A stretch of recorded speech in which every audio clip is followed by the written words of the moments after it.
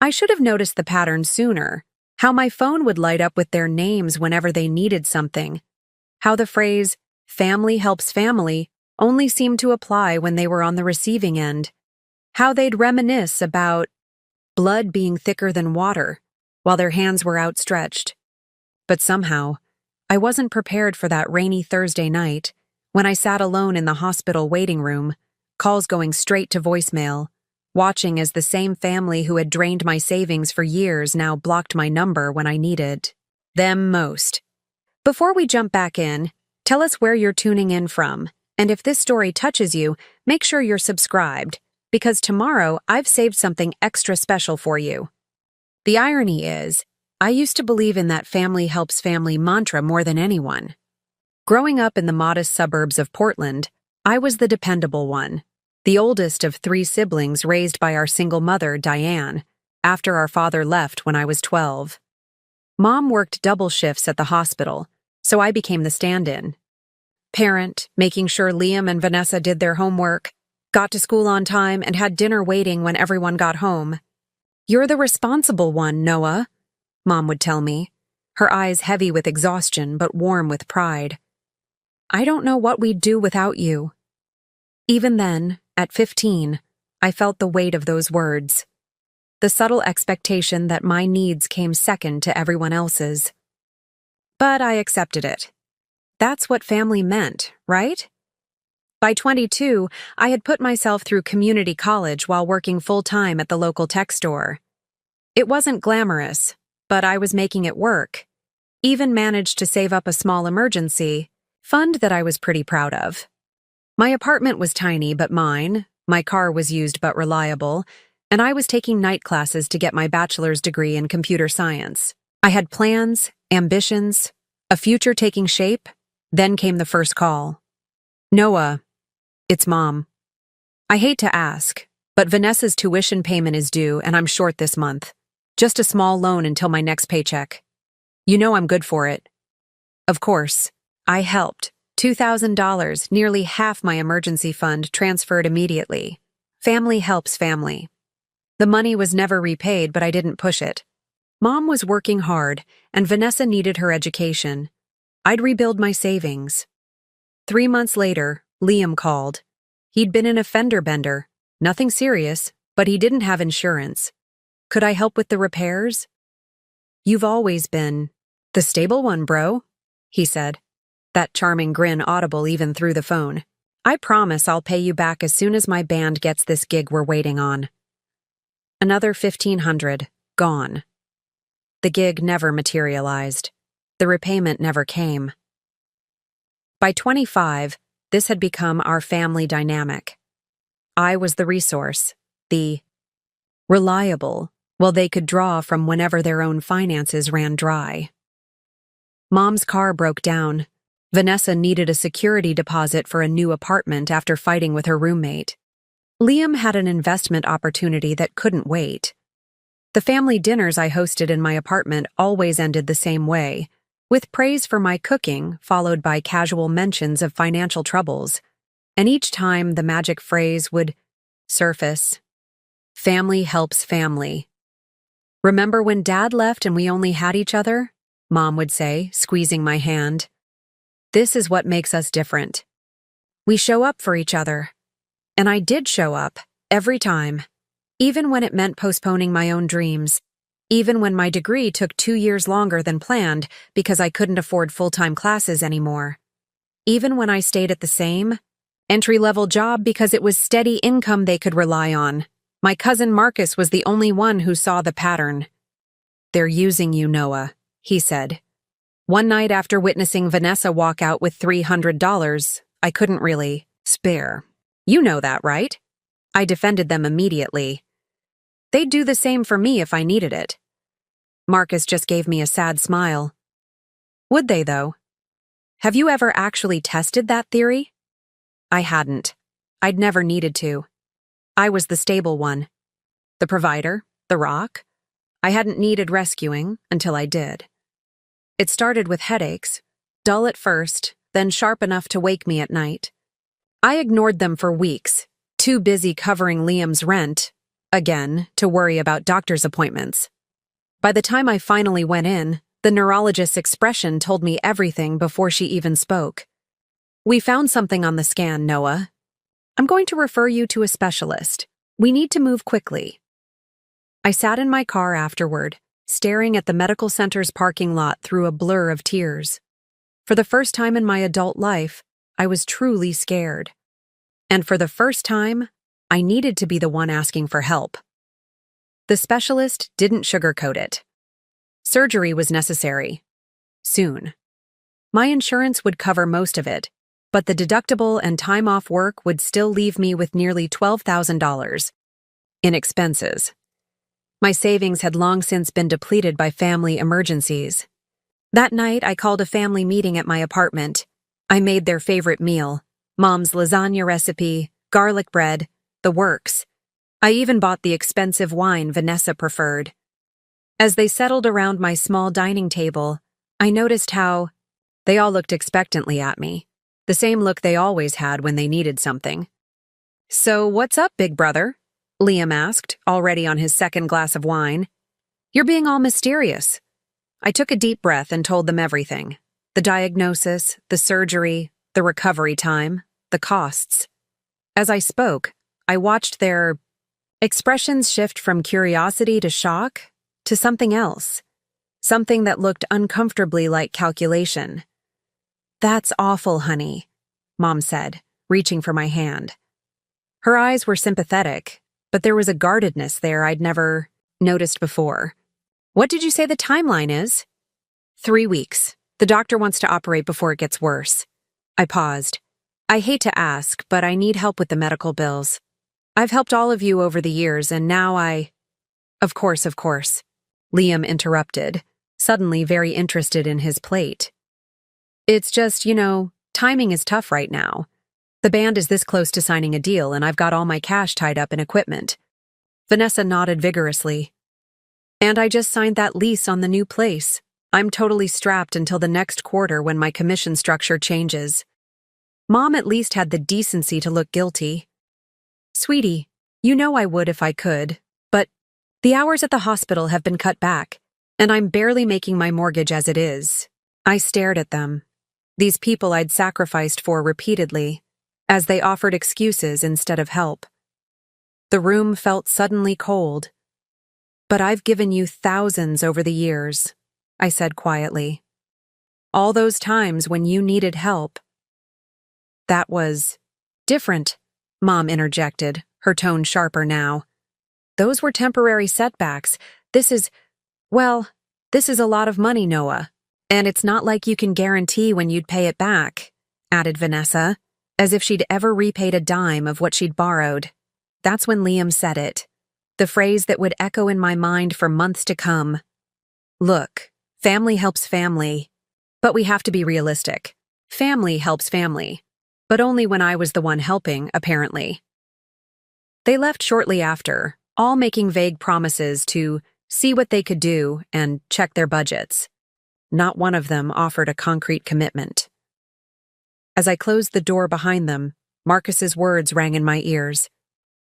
"Have you ever actually tested that theory?" Now I had, and now I knew. The week after the family dinner was a study in slow motion, abandonment. Day 1, 3 text messages checking if I was doing okay.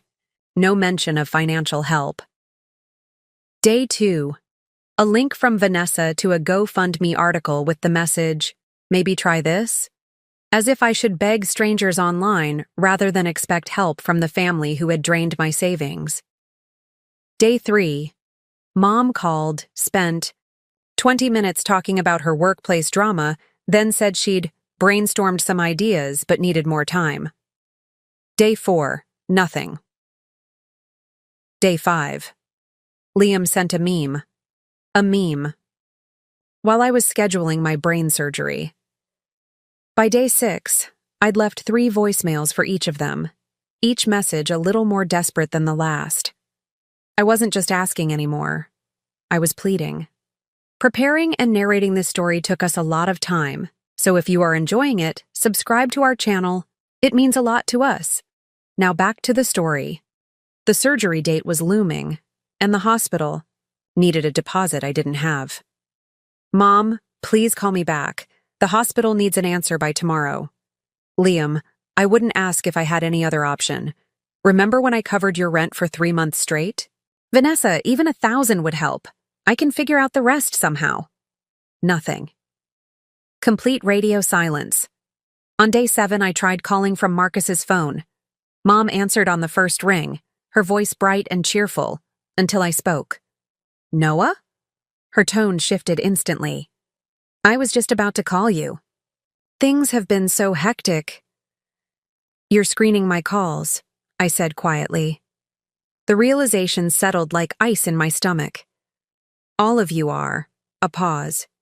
That's not fair. We're just processing. Processing what? That for once in my life, I need something from you instead of giving? This isn't a good time to talk about this, she said, her voice hardening. I'm at work. When is a good time, Mom? My surgery is in 2 weeks. I need to make arrangements now. Another pause, longer this time. Noah, we love you, but you can't expect us to magically produce thousands of dollars. We're not made of money. The irony of her words hit me like a physical blow. How many times had I magically produced money when they needed it? How many times had I worked overtime, eaten ramen for weeks, or postponed my own needs to meet theirs? I don't expect magic, Mom. I expect the same support I've given all of you. That's different, she snapped. Those were short-term problems. This is... She trailed off. This is what? My voice was barely a whisper now. This is too much, she finally said. We can't afford to get dragged down by medical debt. You know how these things spiral. Dragged down. Like I was an anchor instead of a son facing a life-threatening condition. Like my emergency was an inconvenience. To their lives rather than a crisis in mine.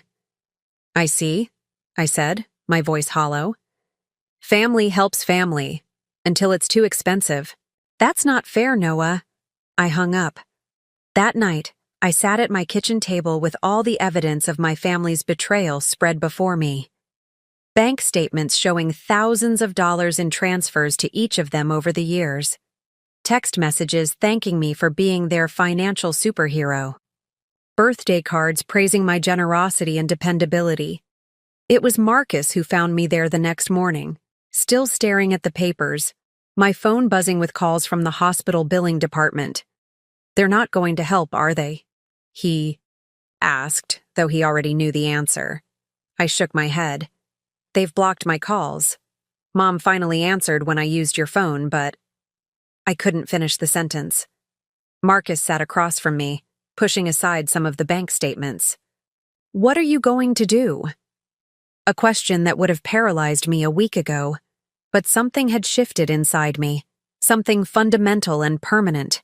The Noah who had existed before, the reliable doormat, the endless resource, was gone. In his place was someone colder, harder, and infinitely more determined. I'm going to get the surgery, I said, my voice steadier than I expected, and then I'm going to rebuild my life without them. Marcus nodded slowly. Your job's health insurance will cover most of it, right? What about the rest? I took a deep breath. I'm going to sell my car, take out a loan for the remainder, work, extra shifts at the store until the surgery. And after? After... I looked down at my phone as it lit up with another text from Vanessa, not asking how I was doing, but reminding me her birthday was next month. The audacity was almost impressive. After, I'm going to make sure I never need their help again. And more importantly, I said, deleting the message without responding, make sure they never have access to mine. Marcus's eyebrows rose. That's pretty final. So was their response when I needed them. That afternoon, I made 3 decisive moves that would change the course of my life. First, I listed my car, the only thing of value I owned, on 3 different selling platforms. Second, I walked into First Regional Bank and applied for A personal loan, using my perfect credit score that I'd protected even while bailing out my family's financial disasters. Third, I texted all 3 family members the same message. I figured out my medical situation on my own. Don't worry about helping. I'll be taking some time to focus on my health and won't be available for a while. The responses came quickly, relief poorly disguised as concern. That's great, honey. I knew you'd figure it out. Proud of you, bro. Knew you had it handled. Let us know if you need anything, but glad you've got it covered. Not one of them asked how I'd managed to come up with $12,000 overnight. Not one of them offered to visit before my surgery or help during recovery. They were simply glad to be off the hook. That night, as I finalized the sale of my car to a young couple who would pick it up the next day, my phone rang. It was Liam. Hey, so, Mom said you're all set with the hospital stuff? His voice had that familiar tone, the one that always preceded a request. I've worked it out, I said neutrally. That's awesome, man. I knew you would. A pause. So, I hate to ask, but since you're good now, that equipment I mentioned? For the band?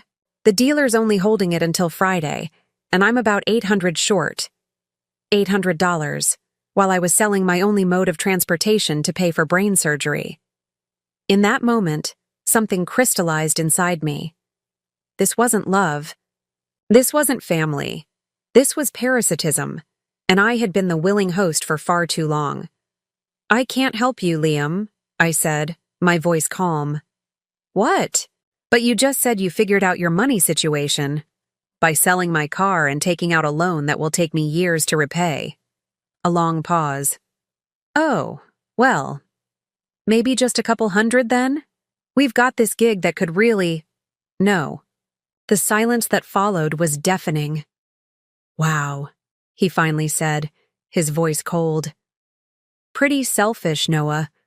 I thought family helped family. As he said those words, the same words they'd used to extract thousands from me over the years. Something inside me finally broke free. Goodbye, Liam, I said, and ended the call. I blocked his number immediately afterward. Then Mom's, then Vanessa's. 3 days later, I checked into the hospital alone. Hospital rooms have a way of clarifying what matters.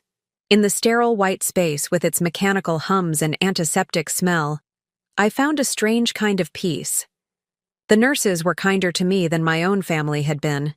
The doctors spoke to me with more respect than I'd received in years from those who claimed to love me. You're being very brave coming through this alone, my night nurse Elena said as she checked my vitals the evening before surgery. Her eyes were kind, her manner gentle. I shrugged. Not much choice. There's always a choice, she said, adjusting my IV. Many patients have family who make things worse, not better. Sometimes choosing solitude is choosing peace. Her words stayed with me as they wheeled me into surgery the next morning. As the anesthesia took hold, I wondered if I would wake up, and if I did, who I would be on the other side of this experience. I did wake up. The surgery was successful, the tumor benign, the removal complete. The first face I saw was Marcus, sitting beside my bed with dark circles under his eyes. You look terrible, I croaked, my throat raw from the intubation. He laughed. Says the guy with half his head shaved and stitches like a baseball? They called you? He nodded. You put me down as your emergency contact. Been here since they took you in. I tried to swallow my emotion, but in my weakened state, it was impossible. Tears slid down my face before I could stop them. Hey, none of that, he said, squeezing my hand. You're going to be fine.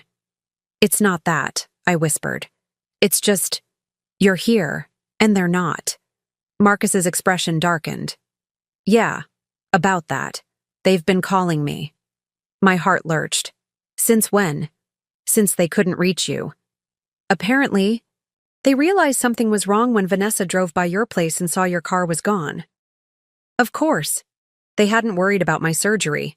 They'd worried about why I wasn't responding to their financial requests. What did they say? Marcus hesitated. They're concerned. Or at least that's what they're saying. Your mom's been calling hourly, wants to know which hospital you're in. I closed my eyes, processing this information. Did you tell them? No, he said firmly. Not my information to share. I just said you were getting medical care and would contact them when you were ready. Relief washed over me. Thank you. But they're persistent, he warned. Your mom mentioned something about being there for you during recovery. Said she could move in temporarily to help. The thought of my mother in my apartment, watching me, judging me, asking me, even in my weakened state, for small loans, made me physically ill. The heart monitor beside me actually beeped in protest. No, I said firmly. Absolutely not. Marcus nodded, unsurprised. That's what I figured, but they're going to keep pushing.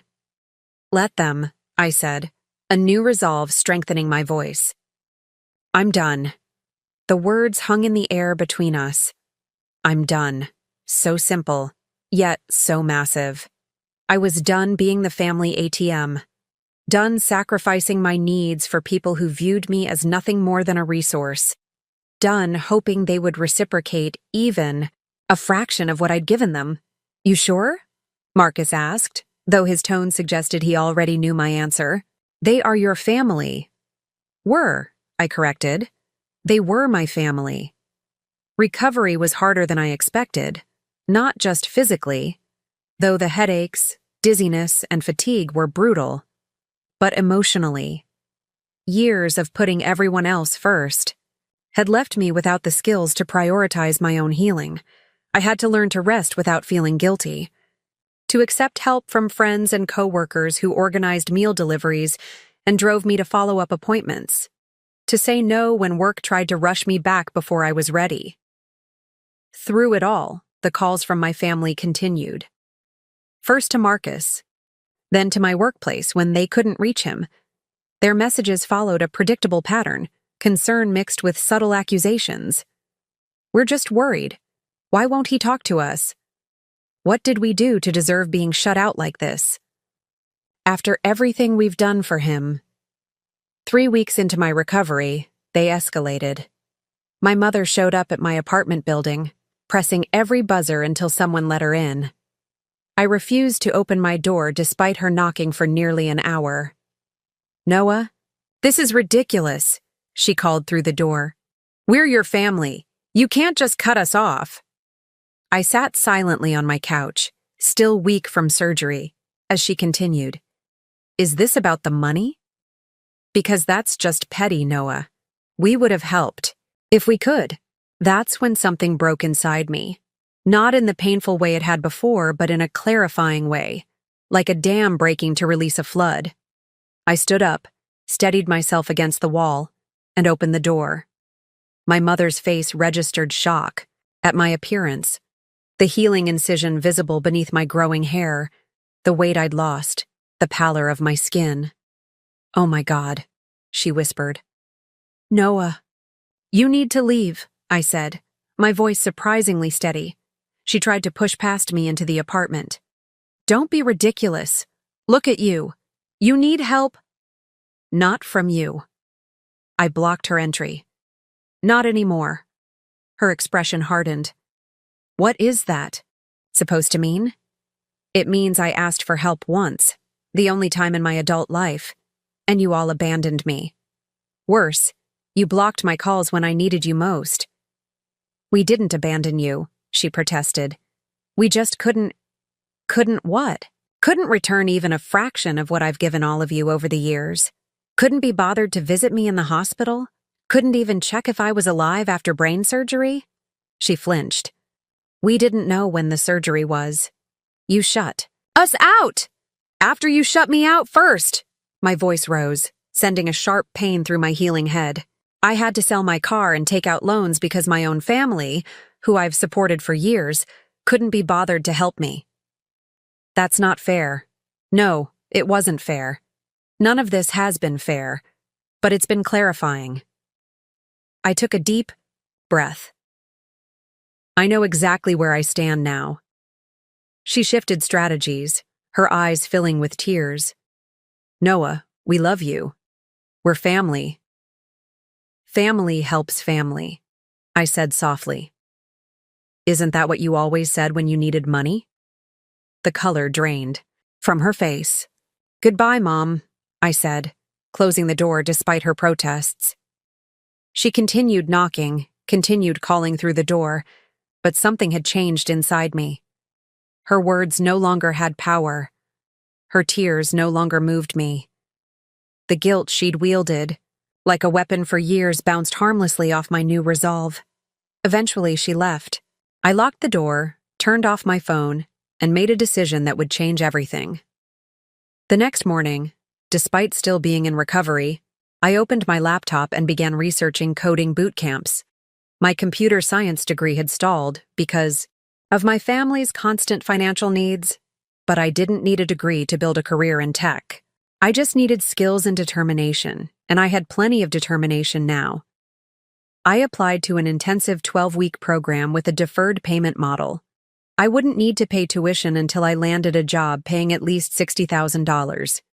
It was a risk, but a calculated one. And for once, I was putting my future first. When I received my acceptance email a week later, I felt something I hadn't experienced in years. Hope. Not the desperate hope of someone waiting for things to improve, but the confident hope of someone actively changing their circumstances. I was reinventing myself. And my family would never recognize the person I was becoming. The boot camp was both the hardest and best thing I'd ever done for myself. For 12 weeks, I lived and breathed code. From 8 a.m. to 6 p.m., I sat in classes learning JavaScript, Python, and full-stack development. Evenings were spent on projects, struggling through challenges that seemed impossible until suddenly they weren't. Weekends disappeared into research and additional tutorials. The physical toll was significant. I was still recovering from surgery, and the headaches sometimes made staring at screens for hours unbearable. But I pushed through, taking breaks when necessary, working twice as hard when I felt well enough. You're one of our most determined students, my instructor Dahlia told me after I stayed 3 hours late debugging a project. Most people would have given up hours ago. I shrugged. I don't have the luxury of giving up. She studied me for a moment. Can I ask why this matters so much to you? Most students have their motivations: career advancement, better pay, creative fulfillment. But it feels like something else is driving you.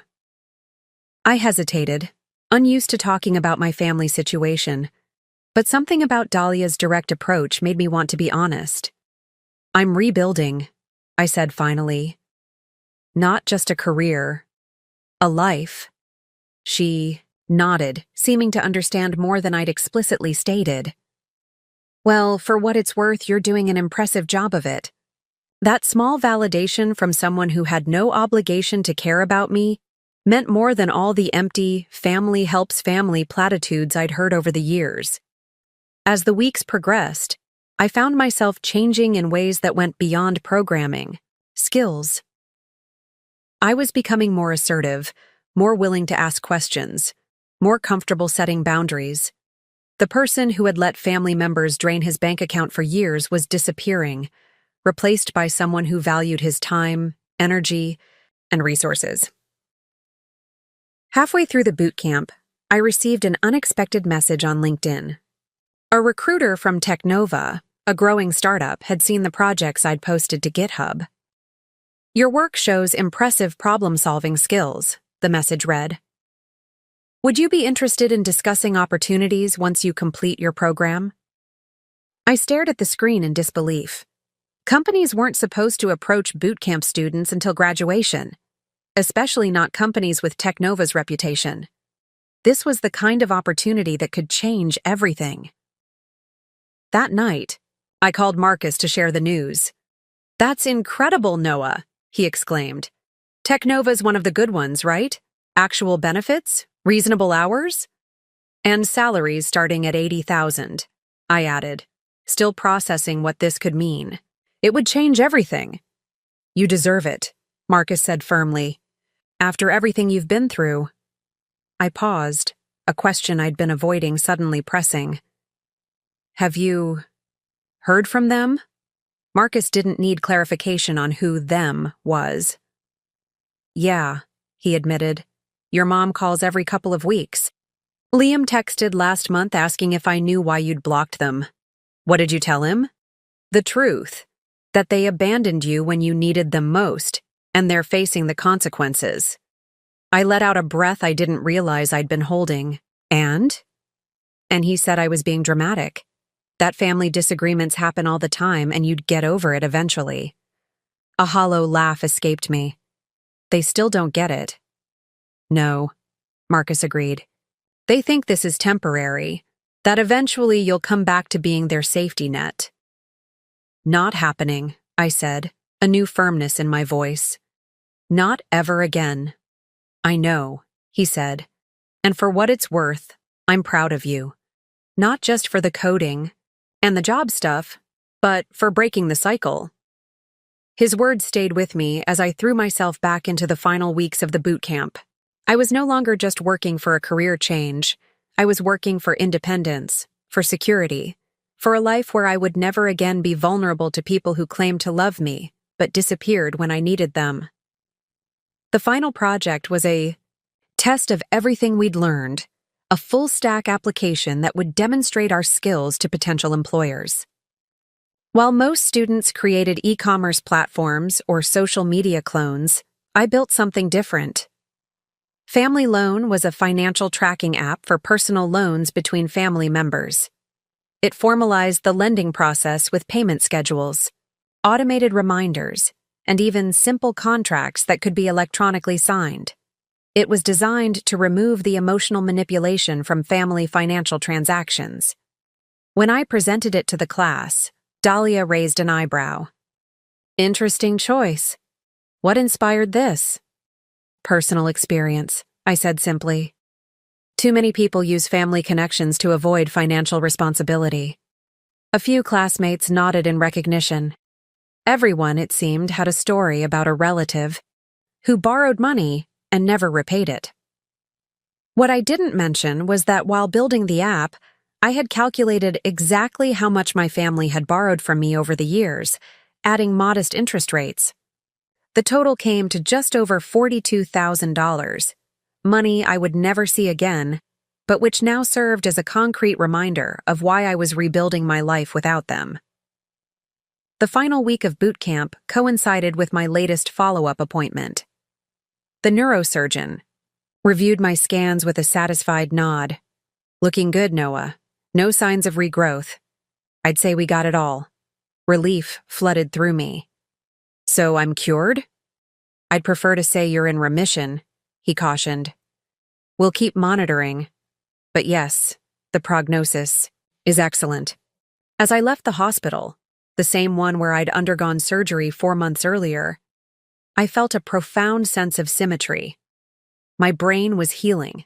My life was transforming.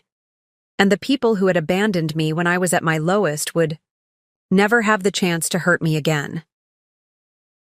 Graduation day arrived with a mixture of excitement and anxiety.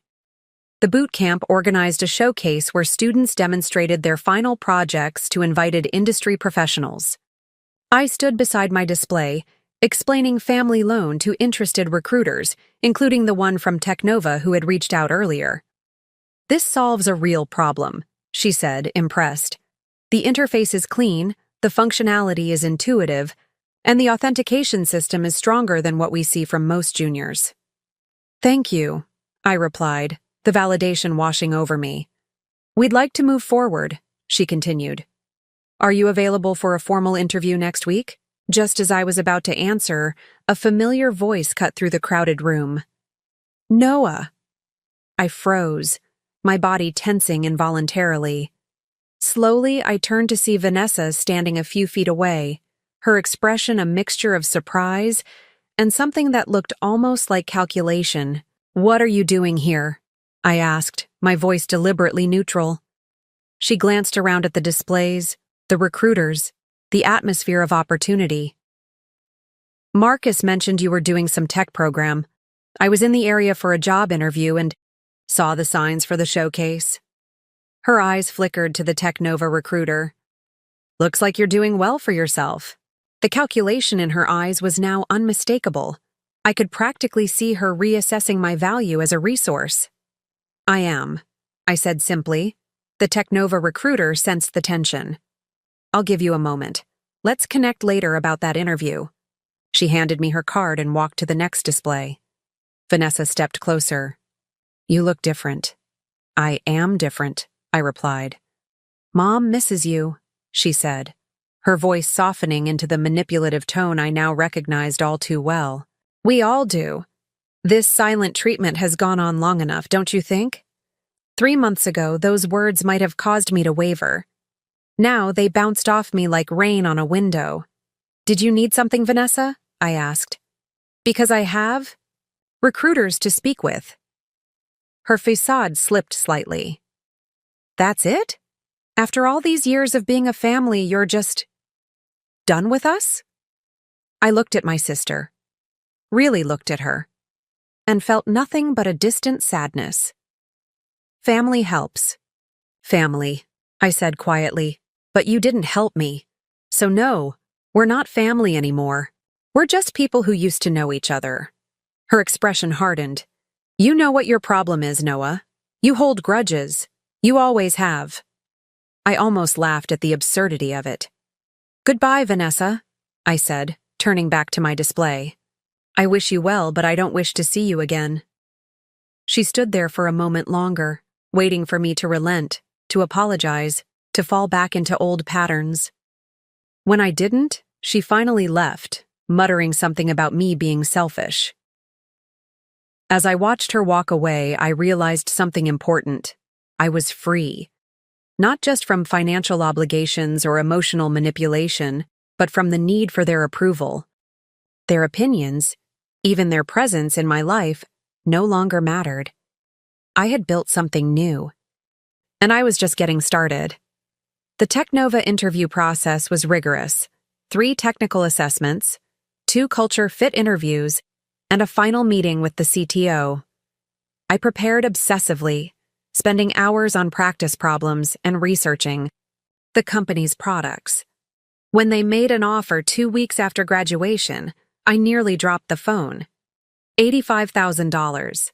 Full benefits, stock options, remote flexible work. In one moment, my financial reality completely transformed. The salary was more than triple what I'd made at the tech store. The benefits would cover my ongoing medical care. The remote option meant I could move somewhere more affordable. I accepted immediately. My first day at Technova coincided with an unexpected development.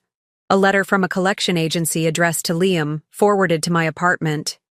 Apparently, he'd used my address for a loan application months ago, and now he was defaulting on payments. In my previous life, I would have called him immediately, offered to help sort it out, maybe even covered the payments until he got back on his feet.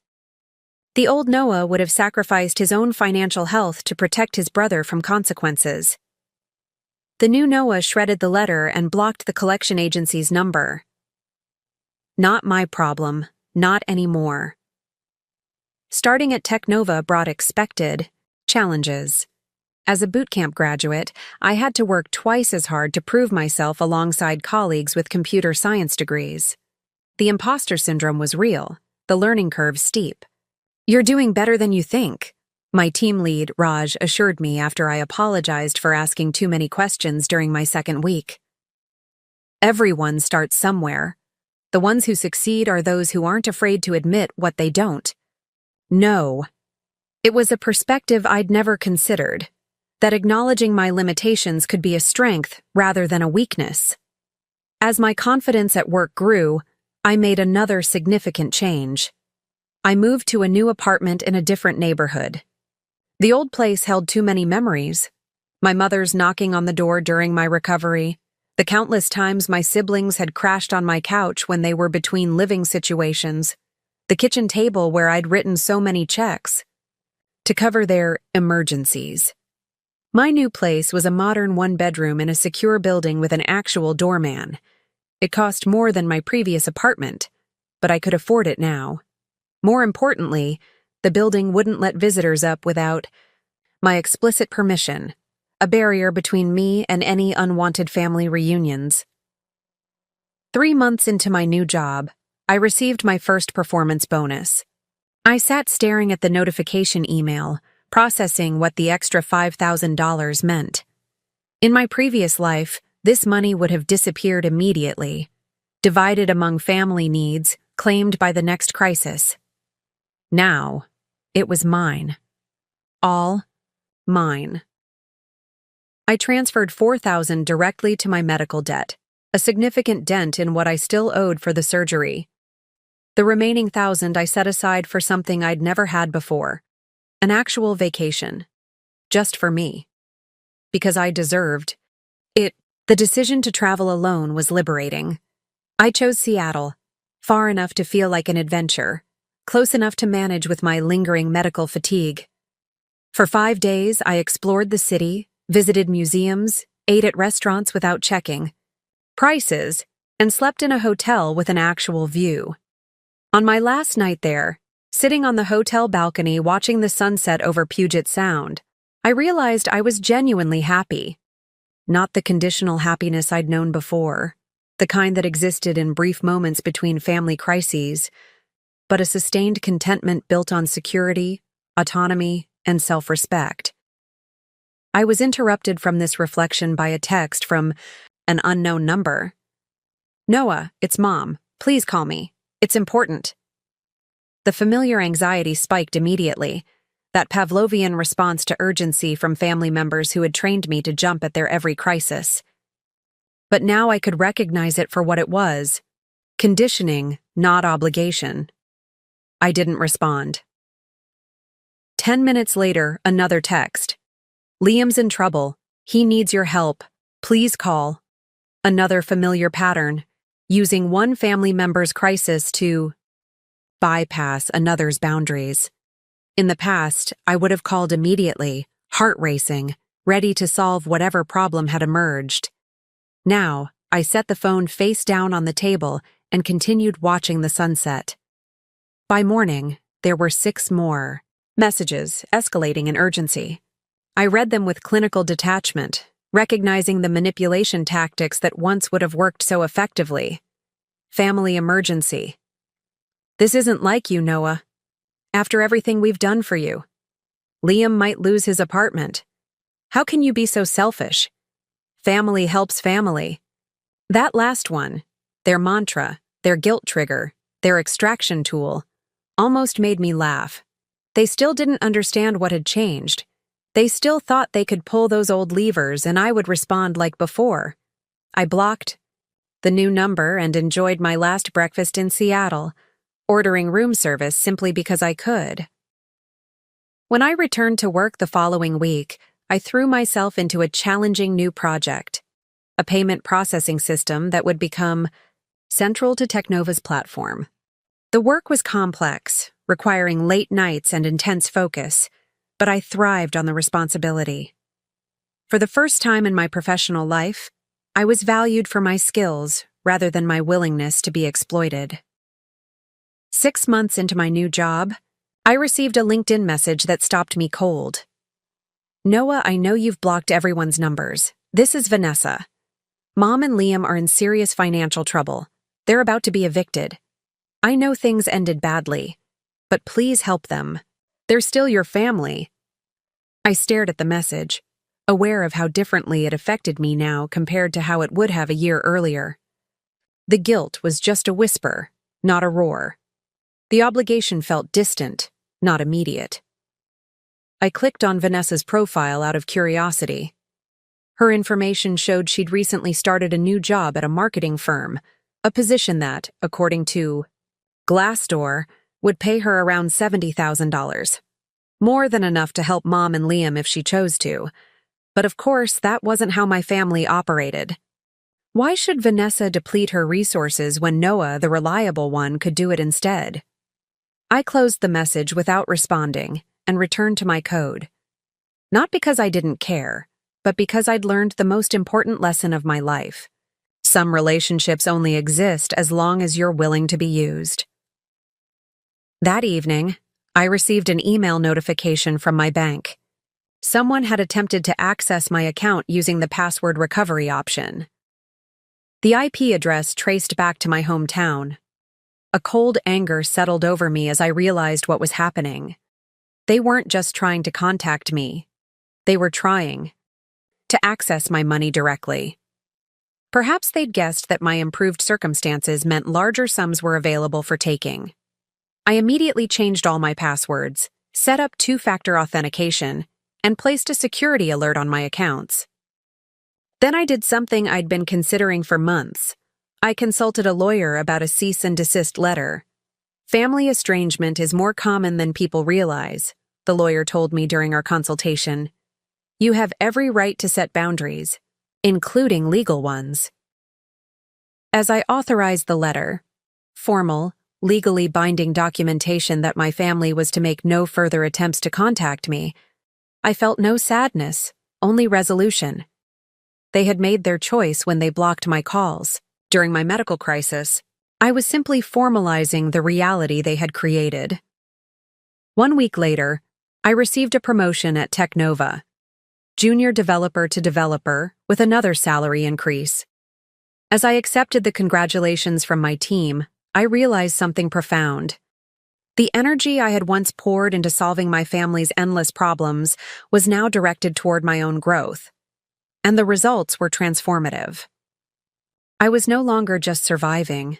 I was thriving, and I had done it all without them. The cease and desist letter worked for exactly 3 months and 17 days. That was how long my family respected legal boundaries before trying again, this time through an intermediary. My former high school teacher, Mrs. Benson, reached out via email with concerns about my family situation. Your mother contacted me, Noah, she wrote. She's worried about you. Says you've cut off all contact with your family after some misunderstanding. I remember you as such a kind, family-oriented young man. Perhaps you could consider reconciliation. The attempted manipulation was so transparent it almost felt lazy. Of course they would find someone from my past, someone who knew me as the responsible child who took care of everything, someone who might trigger my old people-pleasing instincts. My response was polite but firm. Thank you for your concern. Mrs. Benson. This wasn't a misunderstanding, but a pattern of exploitation that culminated in my family abandoning me during a medical crisis. I've made my boundaries clear, including through legal channels. Please respect my decision. She didn't reply, and I felt no guilt. Another small victory in my ongoing recovery from a lifetime of emotional manipulation. At Technova, I was thriving, in ways I'd never imagined possible. My payment processing system had launched successfully, earning me recognition from company leadership. I was assigned to mentor new hires, a responsibility that confirmed my growing expertise. You have a gift for explaining complex concepts, my manager commented during my 1-year review, and you're patient with beginners. That's rare in tech. The irony wasn't lost on me. The same qualities that had made me an ideal target for my family's financial parasitism, patience, generosity, willingness to help, were now assets in my professional life, deployed in an environment that valued rather than exploited them. With my career advancing steadily, I made another significant decision. I started my own side project. Family Loan, the app I'd created during boot camp, had potential beyond a student project. I reworked it in the evenings and weekends, improving the code, expanding the features, preparing it for actual deployment. My vision had evolved. This wouldn't just be an app for tracking family loans. It would be a platform for establishing financial boundaries in all relationships. Users could create formalized lending agreements, set up payment schedules, receive automated reminders, and even generate reports on their giving patterns to identify potential exploitation. I called the new version Boundary Pay, and registered it as an LLC. Working on Boundary Pay became my passion, not just for the technical challenge, but for its mission. Every line of code felt like reclaiming a piece of myself, transforming my painful experience into something that might help others avoid similar situations. 18 months after starting at Teknova, I'd accomplished what once seemed impossible. My medical debt was paid in full. I had 6 months of living expenses in an emergency fund. My retirement account was growing steadily. Boundary Pay was in beta testing with promising feedback. My health was stable, with scans showing no signs of tumor recurrence. Most importantly, I had reclaimed my agency. My time, energy, and resources were mine to allocate as I chose, not consumed by the endless crises of people who saw me as nothing more than a safety net. The contrast between my current life and my previous existence became abundantly clear when I received an unusual email, a wedding invitation from a cousin on my father's side, someone I hadn't seen since childhood. "We found you through social media," the note explained. "Would love to reconnect." I was hesitant but curious. This was family I'd had little contact with even before cutting ties with my mother and siblings. After some consideration, I decided to attend. The wedding was in San Diego, a city I'd never visited. I booked a nice hotel, packed my best suit, and flew down for the weekend, another luxury the old Noah could never have afforded. At the reception, I was introduced to relatives I barely remembered or had never met. The conversation inevitably turned to my immediate family. "We heard you've had some difficulties with your mom and siblings," my father's brother, Uncle David, said carefully as we stood by the bar. I took a sip of my drink. "That's one way to put it." He nodded thoughtfully. "Your dad wasn't much different, you know. Always taking, rarely giving back. It's why we didn't stay close after your parents split." This was new information, a context for my family's behavior I'd never considered. "You think it's a pattern in that branch of the family?" "Absolutely." He looked at me with unexpected understanding. "When we heard you'd broken away, many of us weren't surprised. Impressed, but not surprised. It takes courage to set boundaries with family." His words, his validation of my decision, affected me more than I expected. All this time, I'd carried a small, persistent doubt. Was I the villain in this story? Was I the selfish one for protecting myself? Hearing that others had made similar choices with the same branch of my family was oddly comforting. The wedding reception continued, and I found myself enjoying conversations with these distant relatives who somehow felt more like family than the people I'd grown up with. We exchanged contact information with genuine intentions to stay in touch. On my flight home, I reflected on how dramatically my life had changed in 2 years. From a medical crisis that exposed my family's true nature, to a successful career and a promising side business, the trajectory was steep and positive. But perhaps the most significant change was internal. The crushing need for approval, the reflexive guilt, the sense of obligation to people who gave nothing in return, all had diminished to manageable whispers rather than deafening commands. It was healing, not just from brain surgery, but from decades of emotional exploitation. 2 weeks after returning from the wedding, I received unexpected news. Teknova was being acquired by Quantum Digital, one of the largest tech companies in the industry. The announcement sent shockwaves through the office, excitement mixed with anxiety about what would change. For me, the acquisition brought an immediate benefit. My stock options, which I'd all but forgotten about, suddenly had real value. The acquisition deal valued them at just over $140,000, more money than I'd ever had at one time.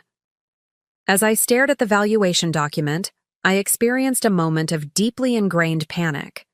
My first thought, conditioned by years of family dynamics, was, how do I hide this from them? How do I protect this from their inevitable requests? Then I remembered. I didn't have to hide anything. They had no access to my life, no claim on my success. The money was mine, all mine, to use as I saw fit, and I knew exactly what I wanted to do with it. First, I allocated funds to fully develop and launch Boundary Pay. The app had been growing steadily in beta, with users reporting that it had helped them establish healthier financial relationships. With proper funding, it could reach many more people. Second, I decided to buy a home, something I'd never thought possible before. Not just any home, but a townhouse in a neighborhood I loved, with security features that would ensure my privacy and safety. The rest went into investments, a diversified portfolio that would grow over time, providing additional security against future uncertainties. As I finalized these plans, I caught myself smiling at the ultimate irony. If my family had helped me during my medical crisis, if they'd shown even a fraction of the support I'd given them over the years, I likely would have shared this windfall with them. I would have continued the cycle of giving without receiving. Their rejection, painful as it had been, had freed me to create a life of abundance for myself. Sometimes the worst moments of our lives become unexpected blessings. My family abandoning me during my greatest need had ultimately led to my greatest triumph. I was no longer the family ATM. I was Noah, successful developer, entrepreneur, and architect of my own destiny, and I was just getting started. The townhouse. Closing was scheduled for a Tuesday afternoon. I'd spent weeks preparing for this milestone, arranging financing, coordinating inspections, planning renovations. This would be the first home I'd ever owned, a physical manifestation of how far I'd come. The night before closing, my phone rang with an unfamiliar local number. Normally, I'd let unknown calls go to voicemail, but with all the real estate transactions in progress, I answered. "Is this Noah Mitchell?" a woman's professional voice asked. "Yes, this is Noah. This is Sandra Porter from Portland General Hospital. I'm calling because you're listed as next of kin for Diane Mitchell." My blood ran cold. "My mother? What happened?" "She was admitted earlier today with severe pneumonia that's progressed to sepsis. Her condition is critical, and we need family to make some decisions regarding her care." I sat down heavily on my couch, the world suddenly tilting sideways. Despite everything that had happened, despite the boundaries I'd established, this news hit me with unexpected force. "Mr. Mitchell, are you there?" "Yes," I managed. "I'm here, but I haven't spoken to my mother in almost 2 years. I'm not the right person for this." A pause. "You're the only emergency contact in her records. She does have 2 other children listed, but we haven't been able to reach them." Of course they couldn't reach Liam and Vanessa. My siblings had always been experts at disappearing when responsibility knocked. "I understand this may be complicated," the nurse continued, her voice softening. "But your mother's condition is serious. The doctors need decisions about her treatment plan soon."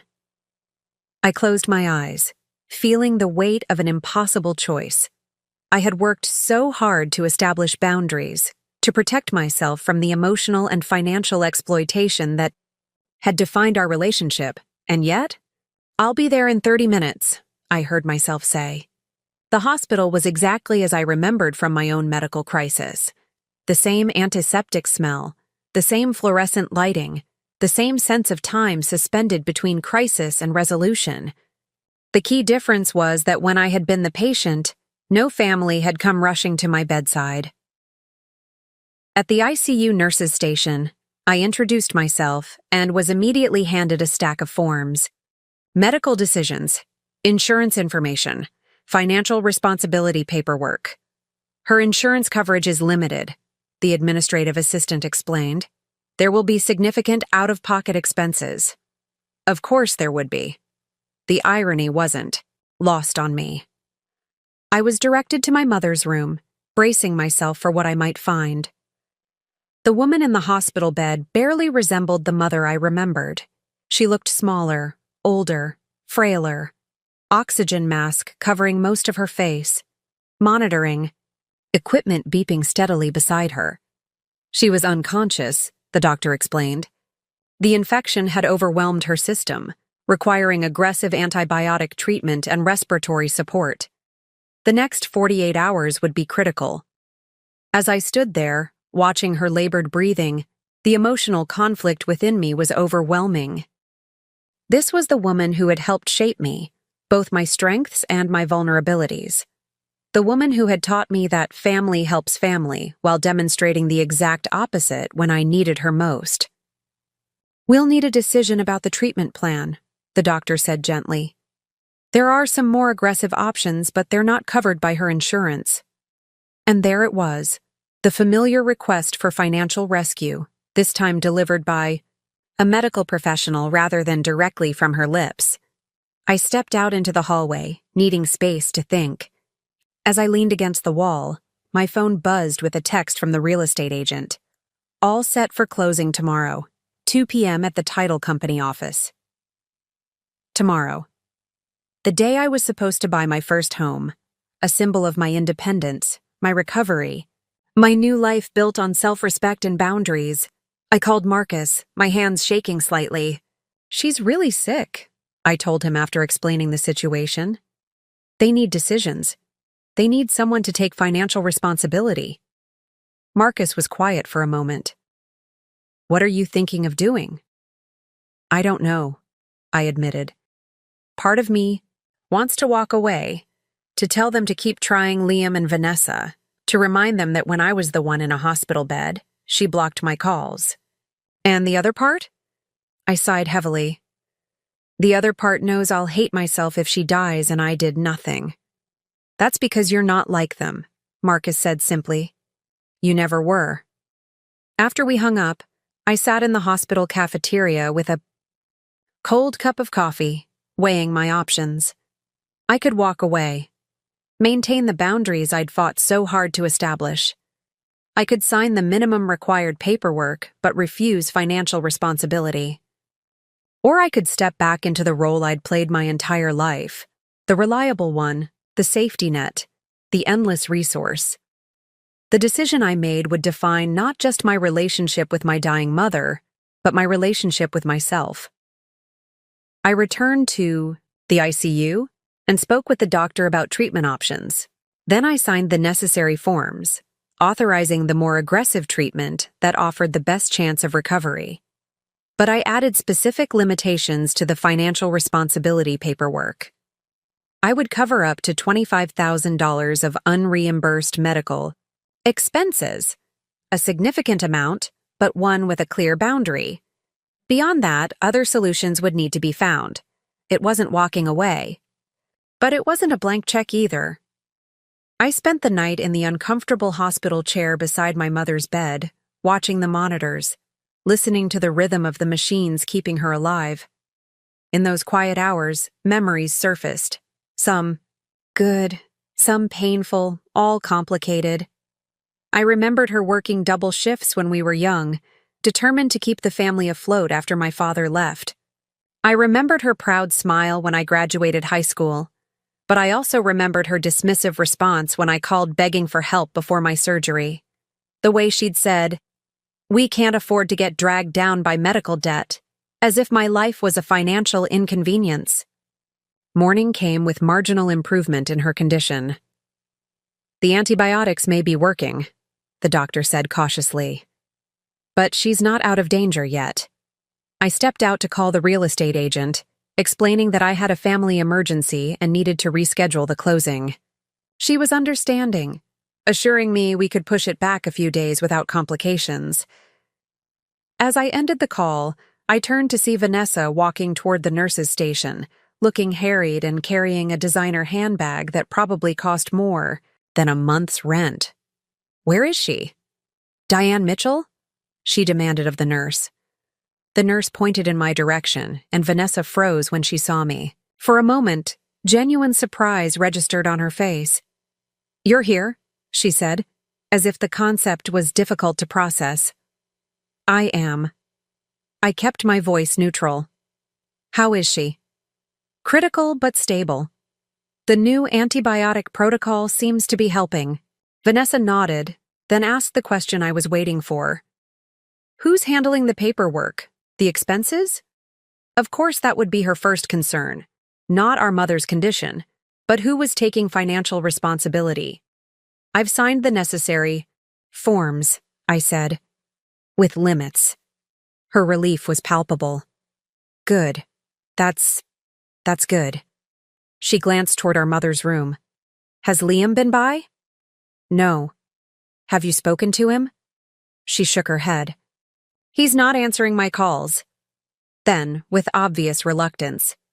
Thanks for, being here. I nodded, but said nothing more. Her gratitude felt hollow. Appreciation, not for my presence, but for my willingness to shoulder a burden she clearly had no intention of sharing. Over the next 3 days, a familiar pattern emerged. I remained at the hospital, coordinating with doctors, making decisions, managing the situation. Vanessa appeared sporadically, always with an excuse about why she couldn't stay long. Liam never showed at all. By day 4, my mother's condition had stabilized enough for the doctors to express cautious optimism. She was still unconscious, but the infection was responding to treatment. Recovery would be long, but possible. That afternoon, as I worked remotely from the hospital waiting room, Vanessa approached with 2 cups of coffee. Peace offering, she said, holding one out to me. I accepted it warily. So, she began, sitting beside me. The doctors say she'll need rehabilitation after this. Maybe assisted living for a while. And there it was, the real purpose behind the coffee. Not connection, not reconciliation, but preparation for another request. They mentioned that, I said neutrally. Her insurance won't cover much of it. Vanessa continued. And my job, well, the commission structure changed. Things are tight right now. I looked at my sister. Really looked at her. Designer clothes, professionally highlighted hair, manicured nails, the external trappings of success without the financial responsibility to match. What exactly are you asking, Vanessa? She had the grace to look slightly embarrassed. I'm not asking anything. I'm just saying this is going to be expensive. And you're doing so well now. The familiar rage threatened to surface. The same cold anger I'd felt when they'd abandoned me during my medical crisis. But instead of letting it control me, I channeled it into something more productive. Clarity. I've committed to covering $25,000 of Mom's unreimbursed medical expenses, I said calmly. Beyond that, other arrangements will need to be made. Perhaps you could explore selling her house to fund her care. Vanessa looked shocked. Sell Mom's house? But where would she live after recovery? Where would Liam live? So that was it. Liam was living with Mom. No wonder they were concerned about funding her care. It affected their living situation directly. Those are legitimate questions, I acknowledged. But they're not my questions to answer. What's that supposed to mean? It means I'm not the solution to this problem. Not beyond what I've already committed to. Her expression shifted from shock to something harder. Wow, success really has changed you, Noah. You used to care about family. I almost laughed at the audacity. I cared enough to empty my savings for all of you repeatedly. I cared when I needed brain surgery and couldn't reach any of you. I cared when you all blocked my calls during the worst crisis of my life. She flinched but recovered quickly. That was different. Yes, I agreed. It was. Because I'm still here, helping within boundaries. When I needed you, you all disappeared completely. Vanessa stood up, coffee forgotten. You know what? Keep your money. We'll figure something out. As she walked away, I realized something important. I felt nothing. No guilt. No obligation. No crushing sense of responsibility for solving their problems. I had set a boundary, a generous one, considering our history, and I was at peace with it. The old Noah would have chased after her, apologizing, offering more. The new Noah returned to his laptop, knowing he had done enough. My mother regained consciousness on the 5th day. I was working on my laptop in her room when I noticed her, eyes flutter open, confusion clouding her features as she registered the unfamiliar surroundings. "Water," she whispered hoarsely. I helped her take a small sip through a straw, then pressed the call button for the nurse. "Noah?" Recognition dawned in her eyes. "What are you doing here?" The question contained multitudes, not just curiosity about my presence, but acknowledgement of our estrangement, the boundaries I'd established, the communication that had ceased 2 years prior. "You're in the hospital," I explained simply. "You had pneumonia that progressed to sepsis. You've been unconscious for several days." She looked around the room, then back at me. "Vanessa? Liam?" "Vanessa has been by a few times. Liam hasn't come. Yet?" She closed her eyes briefly, whether from fatigue or disappointment I couldn't tell. When she opened them again, there was a wariness in her gaze. "Why are you here?" she asked again, more directly. I considered my answer carefully. "The hospital called me as your emergency contact. Someone needed to make medical decisions. And you did that?" A note of surprise in her voice. "After everything?" Before I could respond, the nurse entered to check my mother's vitals and condition. I stepped out of the room, grateful for the temporary reprieve from a conversation I wasn't sure how to navigate. In the hallway, I called Marcus to update him. "She's awake and asking questions," I told him, "including why I'm here." "What did you tell her?" "The truth. That the hospital called me." Marcus was quiet for a moment. "Are you planning to stay now that she's conscious?" It was a fair question, one I'd been asking myself. My obligation as a medical decision-maker was technically fulfilled now that she could speak for herself. I could walk away with a clear conscience, having done more than many would in my position. And yet, "I don't know," I admitted. "Part of me wants to see this through, at least until she's stable enough for discharge. Another part feels like I'm sliding back into old patterns." "There's a difference between compassion and being taken advantage of," Marcus said thoughtfully. "Maybe this is an opportunity to practice the former without falling into the latter." When I returned to the room, my mother was alone again, looking small against the white hospital sheets. "The doctor says I'm lucky," she said, her voice slightly stronger. "That if treatment had been delayed even a few more hours, I might not have survived." I nodded, taking my seat beside the bed. It was serious. "And you signed the papers." It wasn't a question. "For the treatment." I did. A long silence stretched between us, filled with the beeping of monitors and the distant sounds of the hospital corridor. "Why?" she finally asked. I met her gaze directly. "Because it was the right thing to do. Even after She trailed off, unable or unwilling to name the abandonment explicitly. "Yes," I said simply. "Even after that." She looked away, out the window where afternoon light was fading into evening. "I don't know what to say." "You don't have to say anything." For the first time in our relationship, the silence between us wasn't charged with expectation, no implied request for help, no subtle manipulation, no guilt trip designed to open my wallet. It was just silence, heavy with an understanding that something fundamental had shifted. Over the next few days, as my mother's condition continued to improve, we established a careful routine. I came in the mornings, worked remotely from her room, and left in the evenings. Our conversations remained superficial: hospital food, the weather, television programs. Neither of us broached the deeper issues that had torn our relationship. Apart, Vanessa visited sporadically, always with one eye on her watch. Liam finally appeared once, smelling faintly of alcohol at 2 in the afternoon, staying just long enough to establish his presence before claiming he had a gig opportunity he couldn't miss. On the 8th day, the doctor confirmed my mother could be discharged soon, but would need rehabilitation services before returning home. I've spoken with your insurance, he told her. They'll cover 3 days in the rehabilitation facility. After that, it would be out of pocket or home care. My mother's eyes flicked to me briefly before returning to the doctor.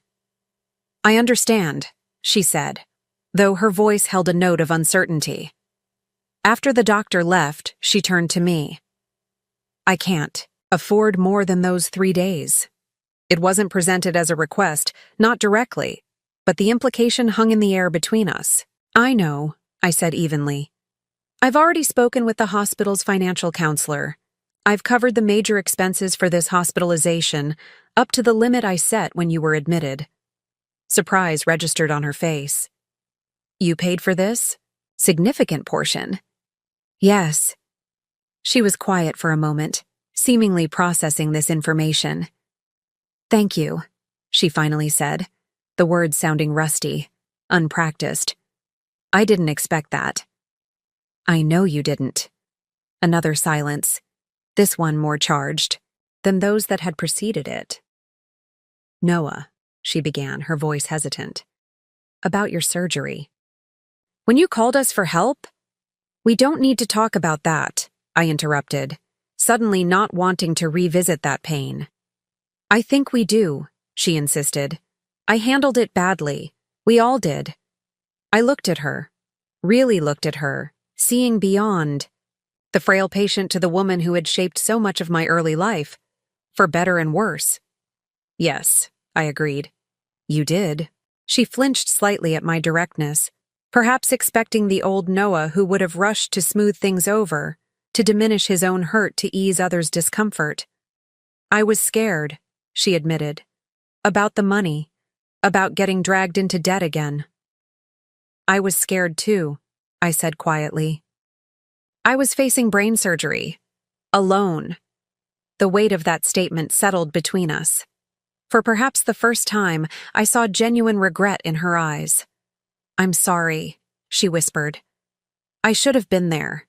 The apology, so long awaited, so needed, washed over me with surprising effect. Not healing exactly, but acknowledgement, recognition of the harm done. Why weren't you? The question emerged before I could filter it, the child in me still needing to understand the parent's abandonment.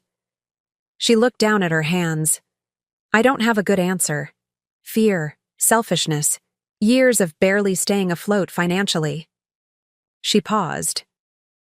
And, somewhere along the way, I started seeing you as the strong one who didn't need help, while Liam and Vanessa were the vulnerable ones who did.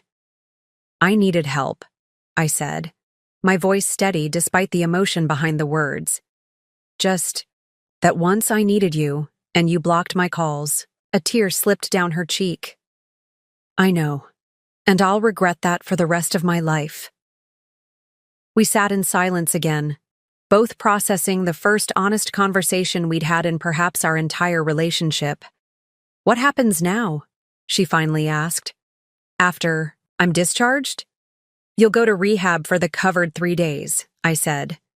After that, I've arranged for a home health aide to visit for 2 weeks.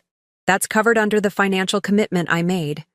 Beyond that, you, Vanessa, and Liam will need to figure out the next steps, she nodded slowly. And us? You and me? It was the question I'd been asking myself since the first day in the hospital.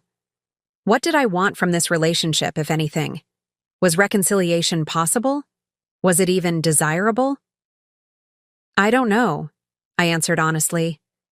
I can't go back to how things were before. I won't be the family ATM anymore. I won't have my boundaries ignored. I understand that, she said quietly. Do you? I asked. Because it means a fundamentally different relationship than we've ever had. She met my gaze directly. I'd like the chance to try. To know the person you've become, not just what you can provide. For the first time since her hospitalization, I felt a flicker of something unexpected, possibility. Not forgiveness, not yet. Not trust, certainly. But the possibility that something new might emerge from the ashes of what had been destroyed. We can start with small steps, I said finally. Low expectations, clear boundaries. She nodded, seeming to understand that this was the most I could offer. As I left the hospital that evening, I felt strangely lightened, not by resolution, but by truth. For perhaps the first time, we had spoken honestly to each other, without the distortion of unspoken expectations or manipulative needs.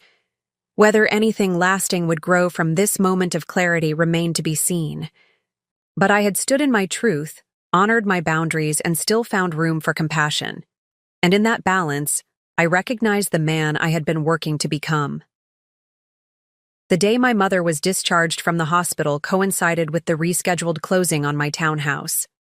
In a strange symmetry, as she was wheeled out of one building to begin her recovery, I was signing papers to take possession of another, both of us entering new phases of our lives. I had been clear with Vanessa about the arrangements. I would cover the agreed-upon portion of our mother's hospital bills and the 2 weeks of home health care after her rehabilitation stay. Beyond that, the responsibility would shift to her and Liam. "But that's not fair," Vanessa had protested. "You're making way more money than either of us." "This isn't about fairness," I'd replied. "It's about boundaries and shared responsibility. Mom has 3 adult children, not just one." The conversation hadn't ended well, but I'd held firm to my position. Years of therapy after my surgery had helped me recognize that setting boundaries wasn't selfish. It was necessary for healthy relationships. After signing the final papers for my townhouse, I drove to the rehabilitation facility where my mother had been transferred. The place was clean and professional, if not luxurious, exactly what her insurance would cover for the limited stay. She was sitting up in a chair when I arrived, looking better than she had in the hospital, but still fragile, still a shadow of the commanding presence I remembered from childhood.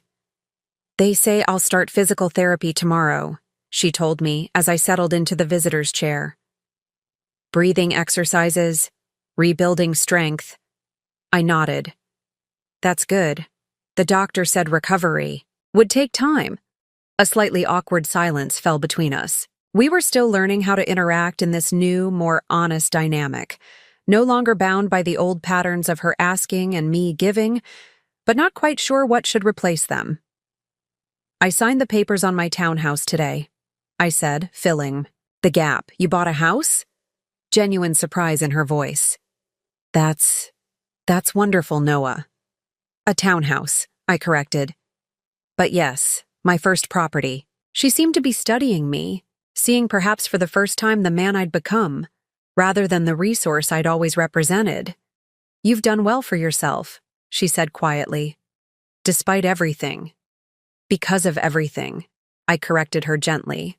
"The boundaries I set after you all abandoned me during my medical crisis forced me to rebuild my life on my terms.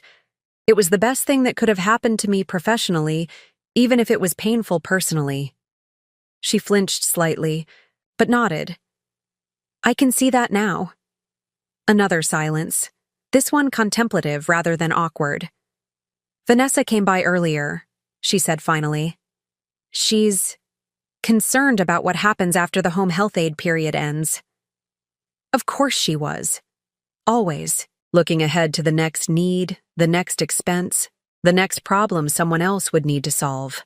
"What did you tell her?" I asked. My mother met my gaze directly. "That she and Liam need to step up, that I can't keep depending only on you."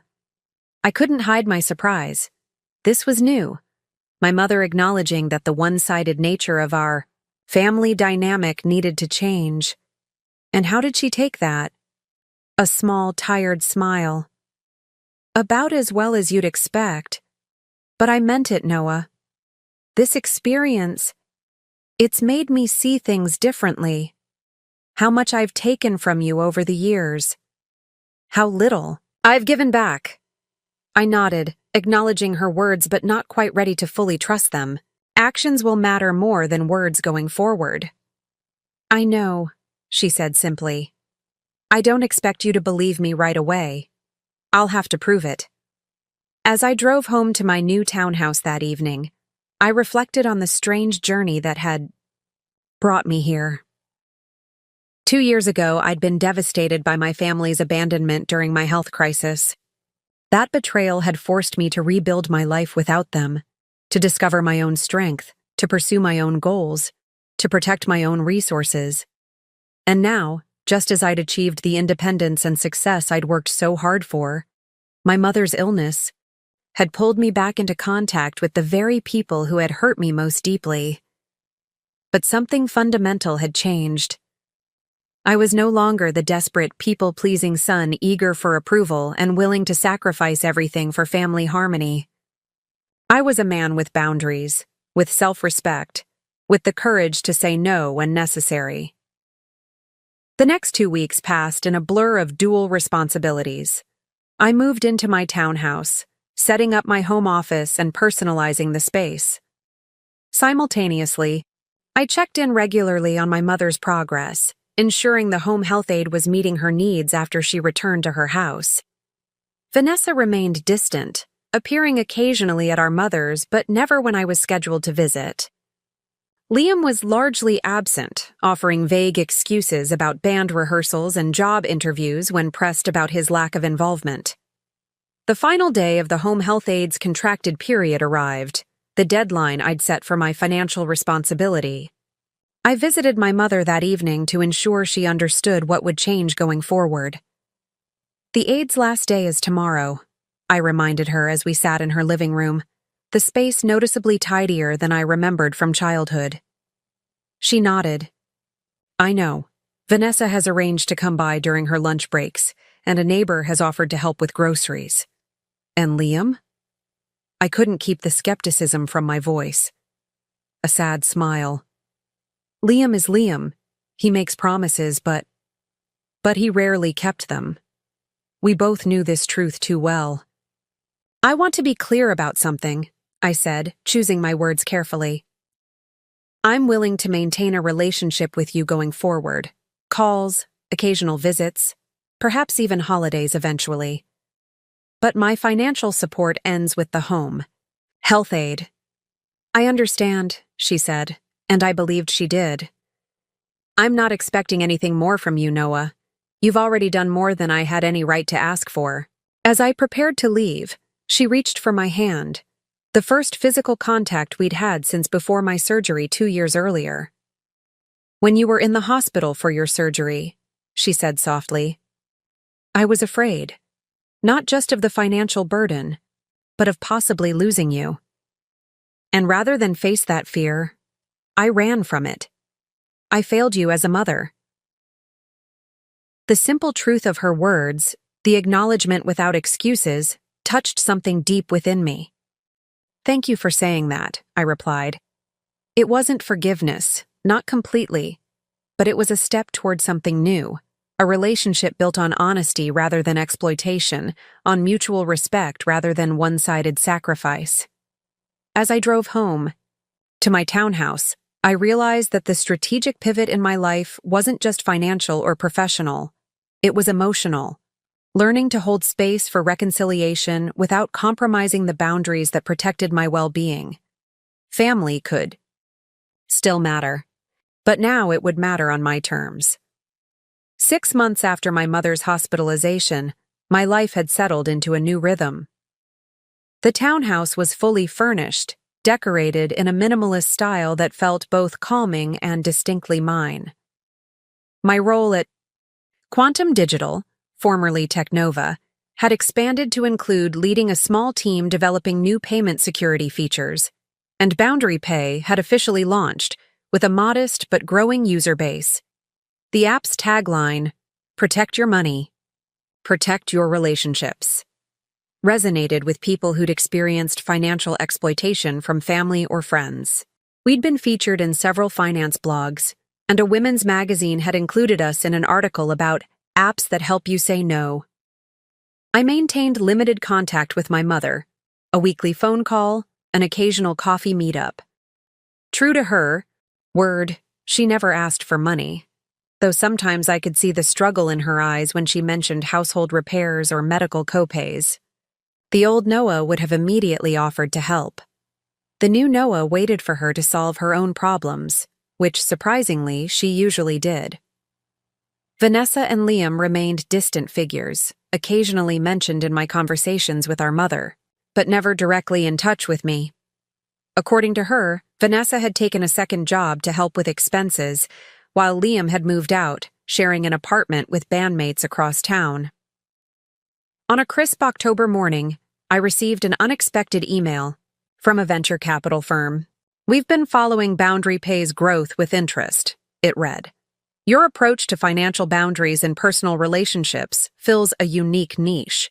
We'd like to discuss potential investment opportunities." I stared at the screen, momentarily overwhelmed. This was beyond anything I'd imagined when creating the app as a bootcamp project. What had begun as a way to process my own trauma had evolved into something that might actually help thousands of others establish healthier financial relationships. The meeting with the investors was scheduled for the following week. I spent days preparing, refining my pitch, creating projections, planning how the app could grow with proper funding. Marcus helped me practice, playing devil's advocate and asking challenging questions until my responses became smooth and confident. "You've got this," he assured me the night before the meeting. "This app isn't just a business for you. It's a mission. That authenticity will come through." The investors, 3 partners from Elevation Capital, were impressed with both the app's current performance and my vision for its future. What I'd expected to be a preliminary discussion quickly shifted to specific investment terms. "We're prepared to offer $1.5 million for a 20% stake," the lead partner said as the meeting concluded. The figure left me momentarily speechless. Even after taxes and considering the equity I'd be giving up, this was life-changing. Money, far beyond the stock options windfall from the Technova acquisition. "We'll draw up the paperwork," she continued, mistaking my silence for agreement. "But I should warn you, we're not the only ones who've noticed Boundary Pay. Don't be surprised if you get competing offers." She was right. Within days of our meeting becoming industry knowledge, 2 other investment firms reached out with their own proposals. The final offer I accepted was $2.1 million for a 15% stake, better terms and more capital to grow the business. As I signed the final investment documents, I couldn't help but reflect on the irony. My family's abandonment during my medical crisis had led directly to this moment of triumph. Their rejection had forced me to set boundaries, which had inspired an app, which had now made me wealthy beyond what any of us could have imagined. The universe had a strange sense of justice. The day after closing the investment deal, I received a text from my mother. "Saw the news about your app. So proud of you. Coffee soon?" Someone had apparently sent her an article about the investment, published in the local business journal. Her genuine pride, with no hint of asking to share in the windfall, felt like another small step in our healing relationship. Over coffee the following week, she asked thoughtful questions about Boundary Pay and my plans for expansion. "It's helping people set financial boundaries with family members who take advantage," I explained. "Users say it's changing their relationships for the better." She nodded, a faint smile on her lips. "Sounds familiar." Then, more seriously, "I wish I'd understood boundaries better years ago. Maybe things would have been different between us." "Maybe," I agreed. "But we can't change the past. We can only learn from it." As our conversation continued, she mentioned casually that Vanessa had asked about me recently. She saw the article too. "I think she's realizing what she lost by treating you the way she did." I felt a familiar tension, the pull of family ties against the hard-won wisdom of self-protection. "And Liam?" My mother sighed. "Liam's struggling. Lost his job again, but he's not asking for help this time, at least not from me. I think he knows better now." I nodded, appreciating her honesty and the subtle acknowledgement that our family dynamic had fundamentally changed. No one expected Noah to solve everyone's problems anymore. As I walked her to her car, she hesitated before getting in. "There's a small family dinner next month for my birthday. Nothing fancy, just dinner at my place. Vanessa's coming. Liam might show up. Would you consider coming too? The invitation hung in the air between us, the first family gathering I'd been invited to since before my surgery more than 2 years ago. The old Noah would have immediately agreed, eager to please, to belong, to be needed. The new Noah paused, weighing the invitation against my own needs and boundaries. "I'll think about it," I said finally. "Let me check my schedule." She nodded, accepting this limited response without pushing for more. Another small sign of growth, of respect for the boundaries I'd established. Later that week, I had lunch with Marcus, sharing the investment news and my mother's invitation. "Are you going to go?" he asked, curious but not judgmental. "I'm considering it," I admitted. "Not for them, but for me. To see if I can be around them without falling back into old patterns, to test the strength of my boundaries." Marcus nodded thoughtfully. "You're in a different position now, not just financially but emotionally. You don't need their approval anymore." That's exactly it, I realized. Before, I was always seeking their approval, their acceptance. Now, I'm secure enough in myself to engage with them on my own terms. It was a profound shift, from seeking external validation to standing firmly in my own worth. From desperately wanting to belong in a dysfunctional family system to choosing whether or not to engage with it from a position of strength. The investment in Boundary Pay hadn't just accelerated my financial success, it had validated the very principles I now lived by. The boundaries I'd fought so hard to establish had not only protected me from further exploitation, they had become the foundation of my greatest achievement. In a world that often rewards those who take advantage of others, I had built something valuable by helping people protect themselves. My personal trauma had been transformed into a tool for positive change. And in that transformation, I had found a success more meaningful than money alone could provide. After considerable reflection, I decided to attend my mother's birthday dinner.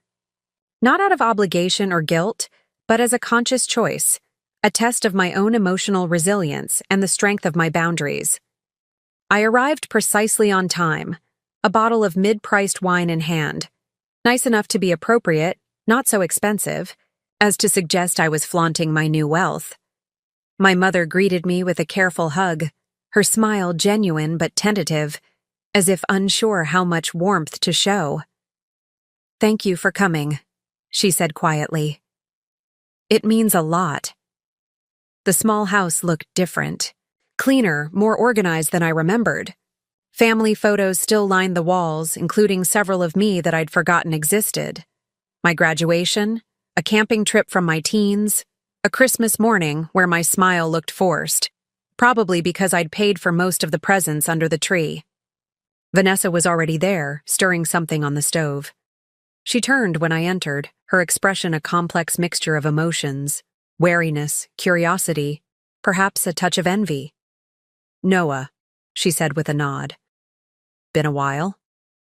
"It has," I agreed, keeping my tone neutral.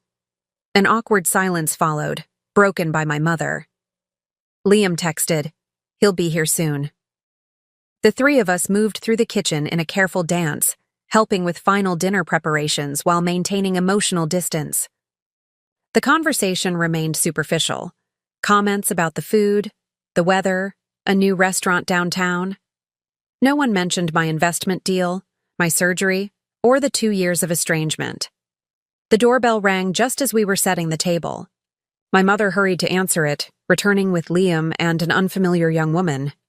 "This is Tara," Liam announced, his arm around her waist. "My fiancé." The surprise announcement shifted the energy in the room, providing a convenient distraction from the underlying tensions. We all focused on Tara, asking how they'd met, at a coffee shop where she worked, how long they'd been together, 8 months, when the wedding was planned. Next spring, small ceremony.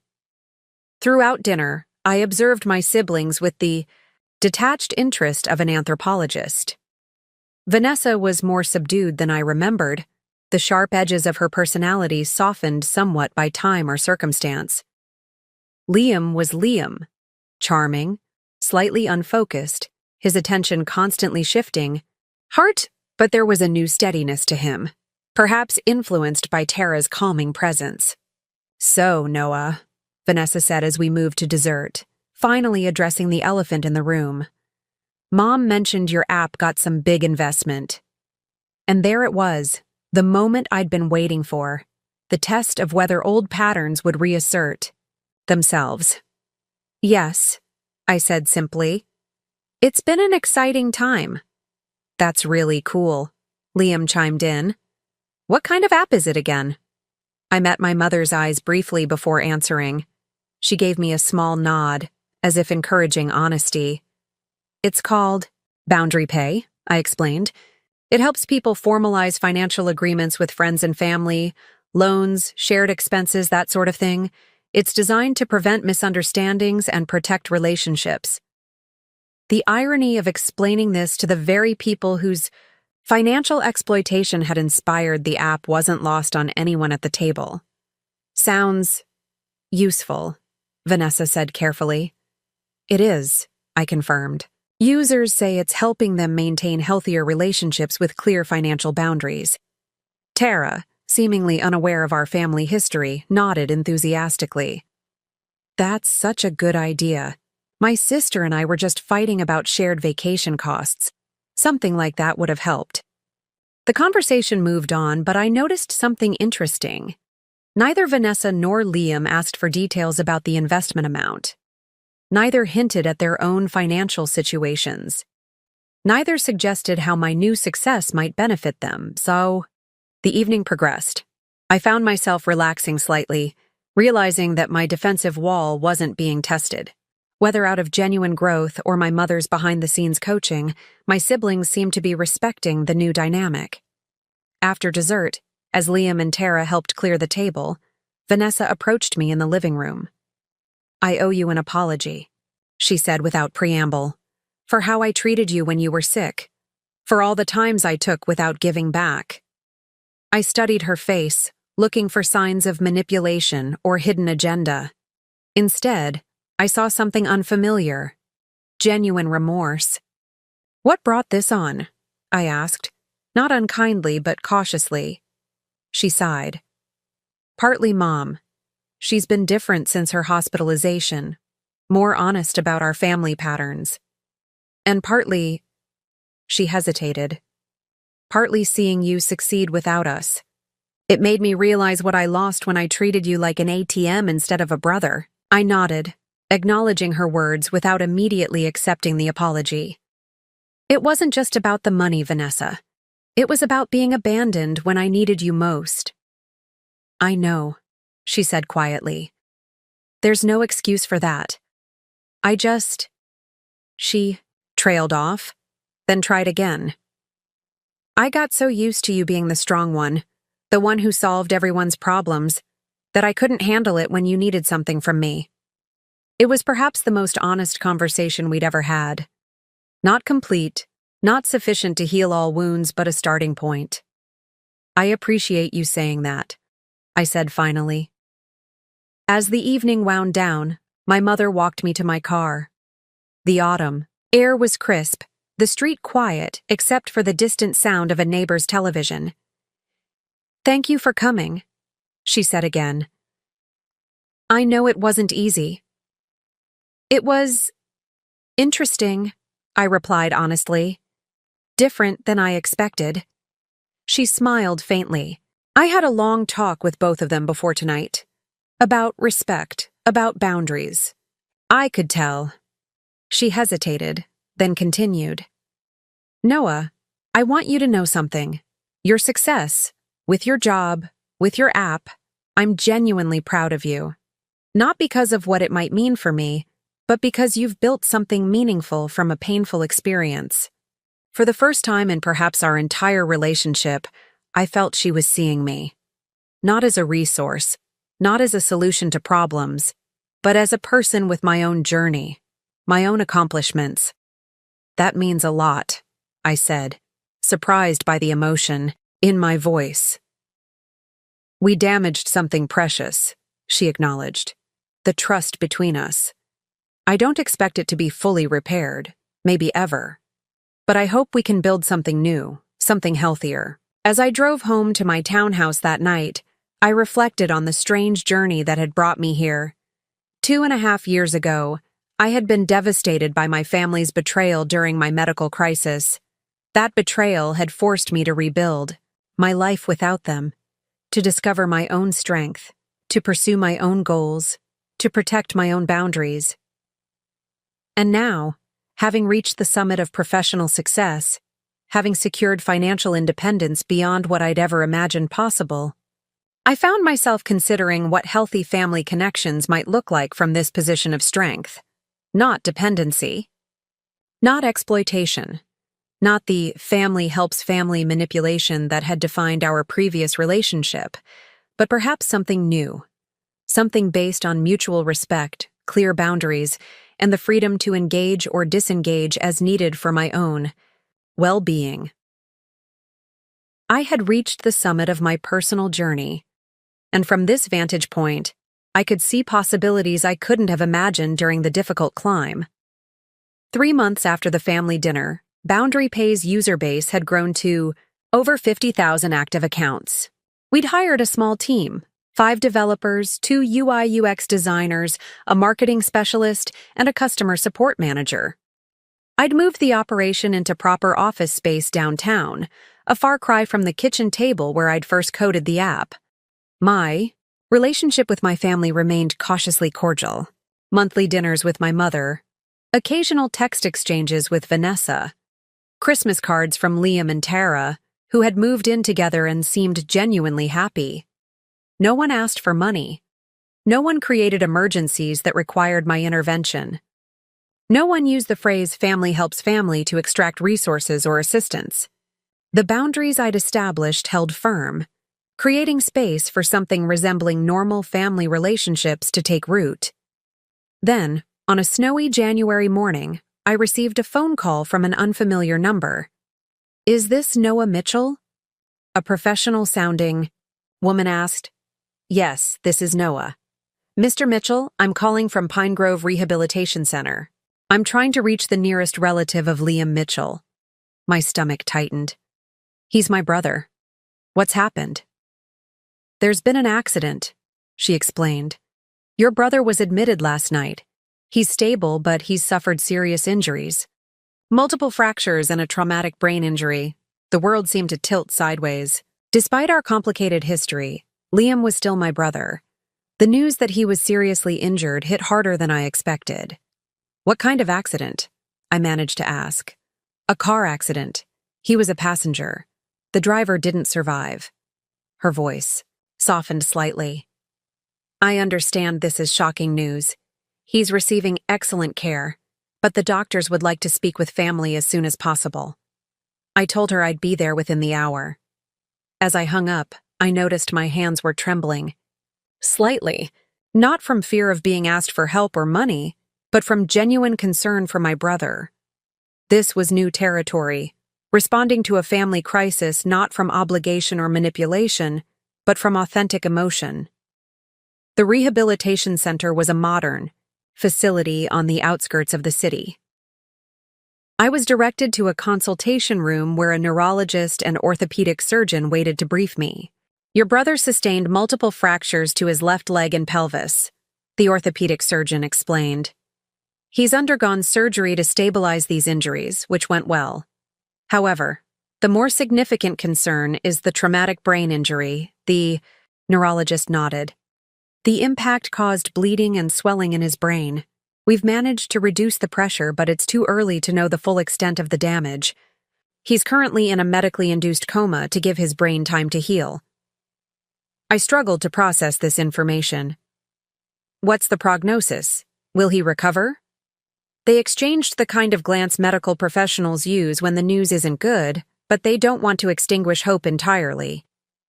"It's too soon to say with certainty," the neurologist said carefully. "Some patients make remarkable recoveries from similar injuries. Others experience lasting effects, cognitive impairments, personality changes, motor function difficulties. We simply won't know until he regains consciousness and we can assess the damage. I nodded, trying to absorb the weight of what they were telling me. How long will he be in the coma? At least a week, possibly longer. And the recovery process. After that will be extensive, potentially months of rehabilitation. The financial implications were immediately clear, even without them saying it directly.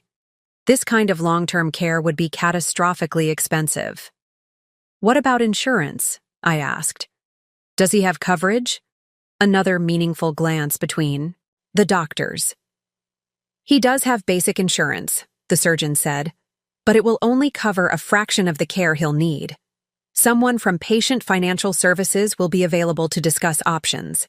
As they left me to process this information, I felt the familiar weight of family responsibilities settling onto my shoulders.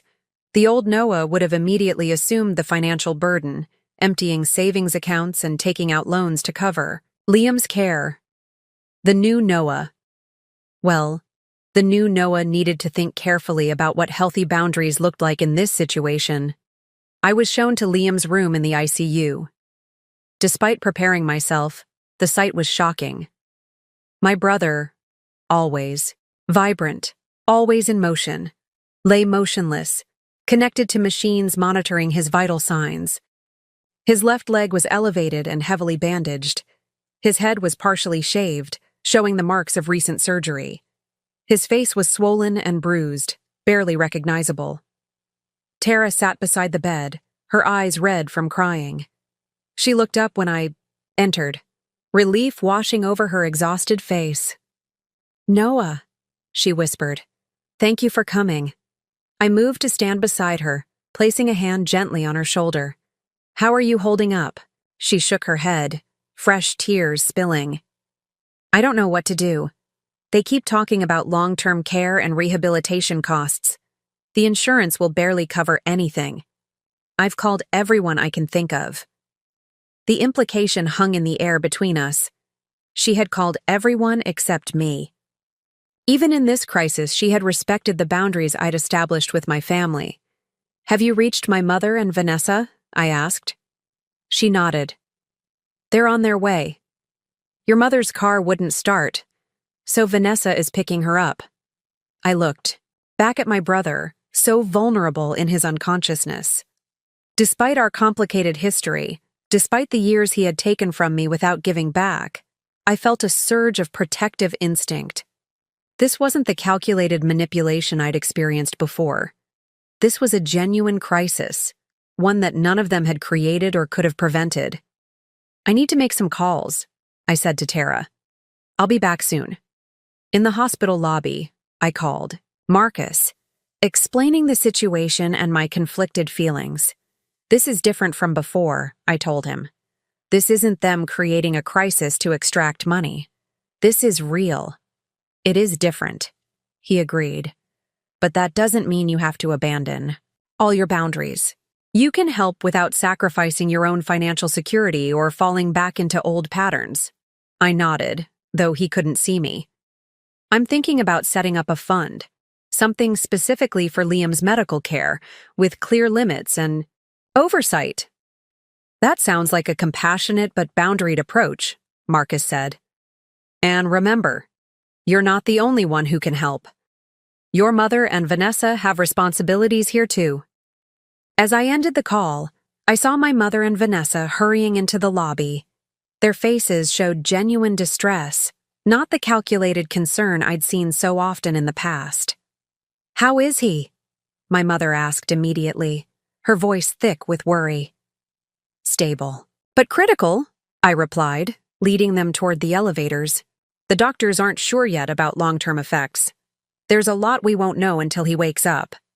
As we rode up to the ICU, I could see the same thoughts forming in their minds that had occurred to me.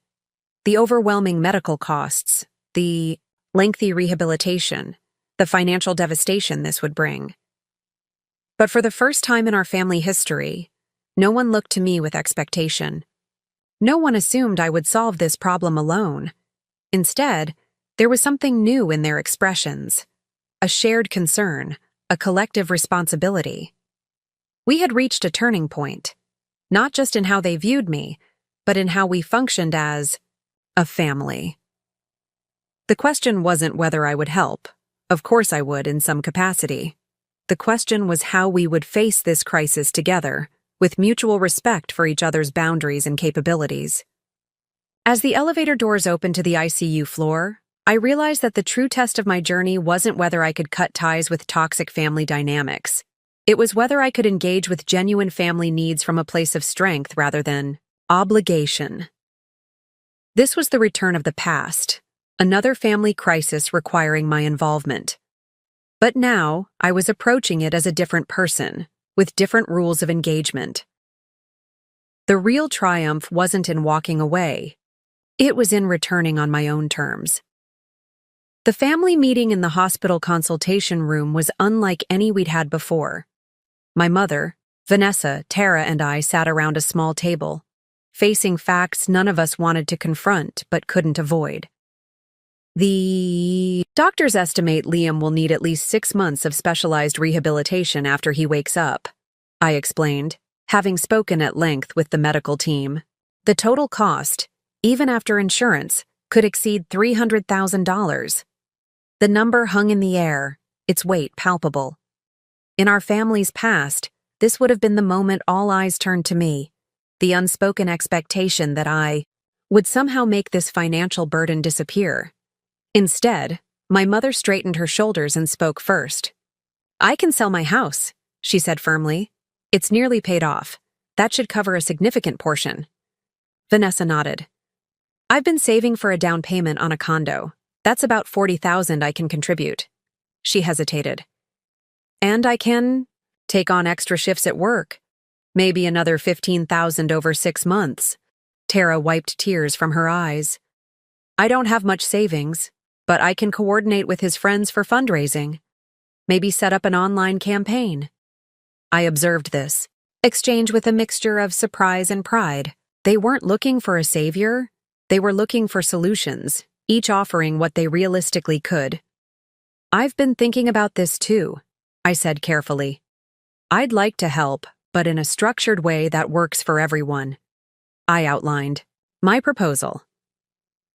I would establish a medical trust for Liam with $150,000, half the projected costs. The trust would pay providers directly, with transparent accounting accessible to the whole family. My mother's house sale, Vanessa's savings, and Tara's fundraising would cover the remaining amount. This way, I explained, we all contribute meaningfully, but no one person bears the entire burden. My mother's eyes filled with tears. "That's more than generous, Noah." "It's not about generosity," I replied honestly. "It's about finding a balanced approach that helps Liam without recreating unhealthy patterns." Vanessa nodded slowly. "It's fair. More than fair, considering—" She didn't finish the sentence, but she didn't need to. Considering how they had abandoned me during my medical crisis. Considering how they had taken from me for years without reciprocating. "I think Liam would approve," Tara said quietly. "He's been trying to be more responsible. He talks about you a lot, Noah. About wanting to make things right." That revelation surprised me. My brother had never directly apologized or acknowledged the past, but perhaps he'd been working through his own process of growth and accountability. As we finalized the details of our plan, I felt a profound shift in our family dynamic. This wasn't the old pattern of them taking and me giving until I was depleted. This was a collaborative approach to a shared challenge, imperfect but fundamentally healthier than anything we'd managed before. Over the next 2 weeks, as Liam remained in his coma, our plan took shape. My mother listed her house with a realtor who specialized in quick sales. Vanessa transferred her savings into the account we'd established for Liam's care. Tara launched a fundraising campaign that quickly gained traction among Liam's surprisingly extensive network of friends and acquaintances. And I established the medical trust, working with my lawyer to ensure it was structured specifically for Liam's rehabilitation needs, with clear provisions and limitations. When Liam finally began showing signs of emerging from his coma, We gathered again in his room. The doctors had warned us that the process would be gradual, with periods of confusion and disorientation before full consciousness returned. His eyes opened briefly that afternoon, unfocused at first, then settling on each of us in turn. When his gaze reached me, something like recognition flickered across his features. "Noah?" His voice was barely audible, rough from weeks of disuse. "I'm here," I replied, moving closer to the bed. His brow furrowed with effort, as if trying to organize his thoughts through the fog of medication and brain injury. "You came?" he managed, each word clearly requiring immense effort. "Of course I came," I said simply. A tear slipped from the corner of his eye. "When you needed us, we didn't." Even in his compromised state, with limited cognitive function, this was what he needed to express. Not concern about his condition, not questions about what had happened, but acknowledgement of the past wrong, the abandonment that had fractured our relationship. I placed my hand gently on his arm. "We're not talking about that now. You need to focus on getting better." He shook his head slightly, wincing at the movement. "Important," he insisted.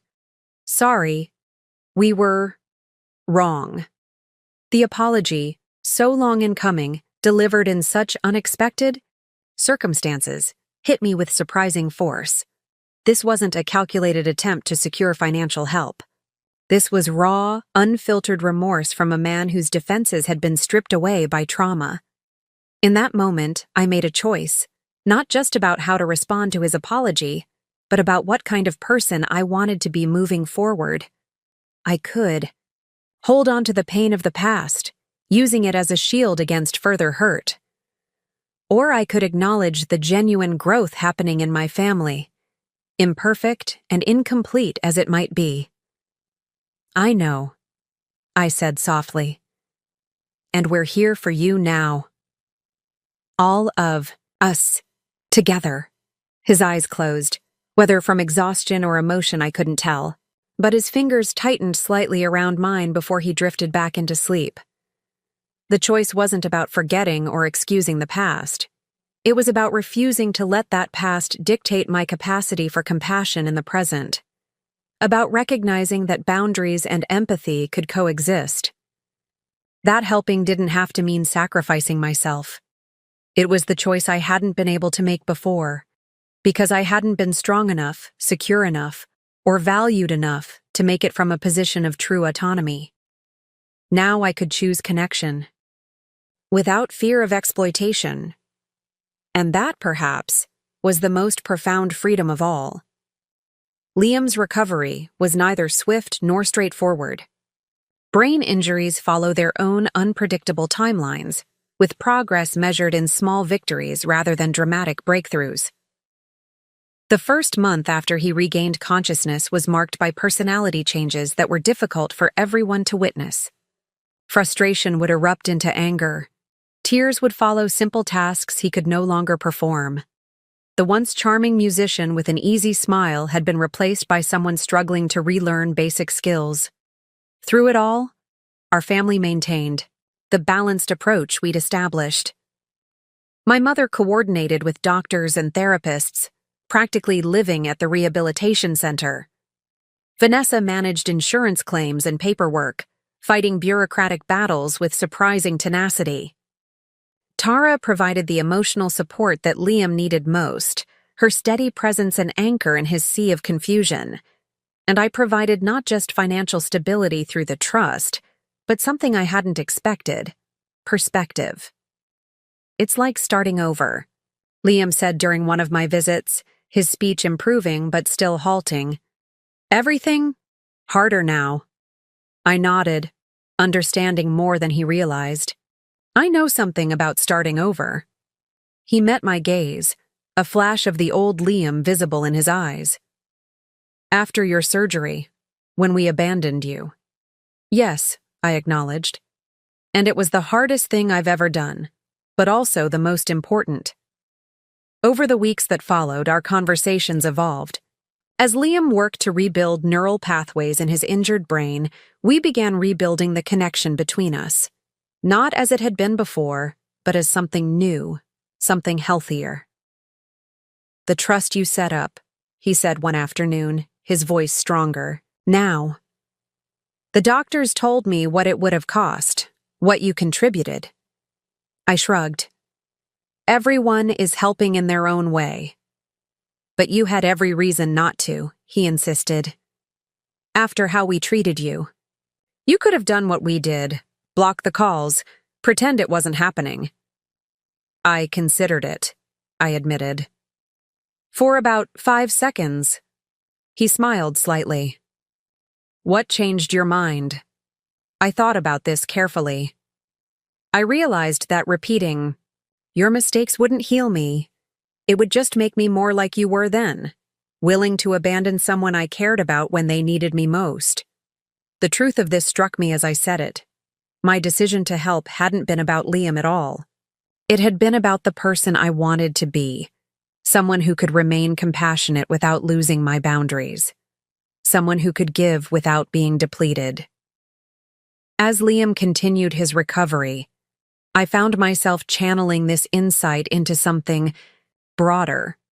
Boundary Pay had been designed to help people protect themselves from financial exploitation. What if we could expand it to help people navigate the complex terrain of family obligations more generally? I began developing a new feature, a resource center with articles, tools, and guided reflections on maintaining healthy boundaries while remaining engaged with family.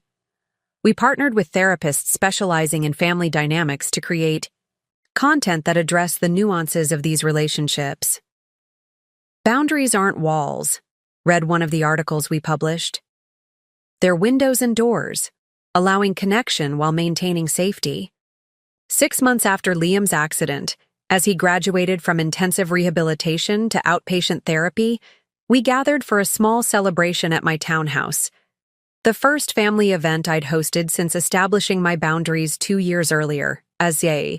I looked around at these imperfect people who shared my blood. My mother, more thoughtful now about others' needs.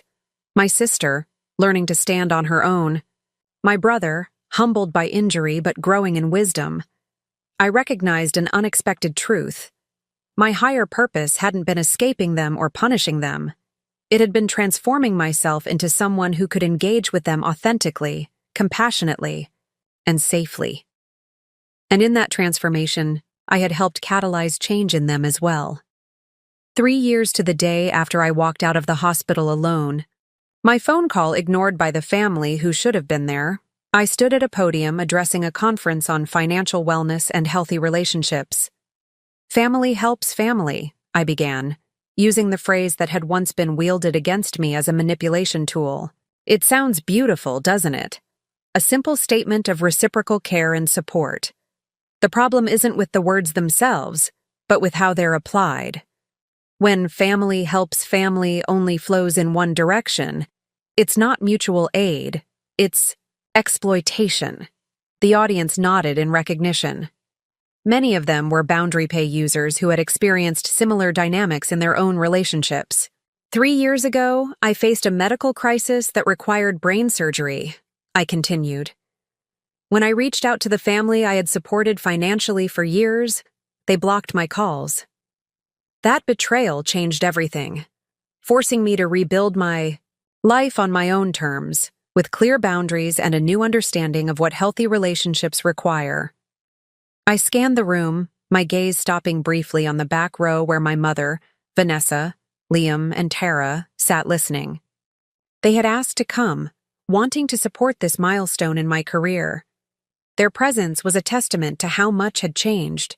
The journey from that moment of abandonment to this stage today wasn't linear. It included cutting ties completely, achieving success on my own, and then finding a way to reconnect from a position of strength rather than need. It meant learning that boundaries aren't selfish. They're necessary for genuine generosity to flourish. I shared the evolution of Boundary Pay from a simple financial tracking app to a platform that had helped over 200,000 people establish healthier financial relationships.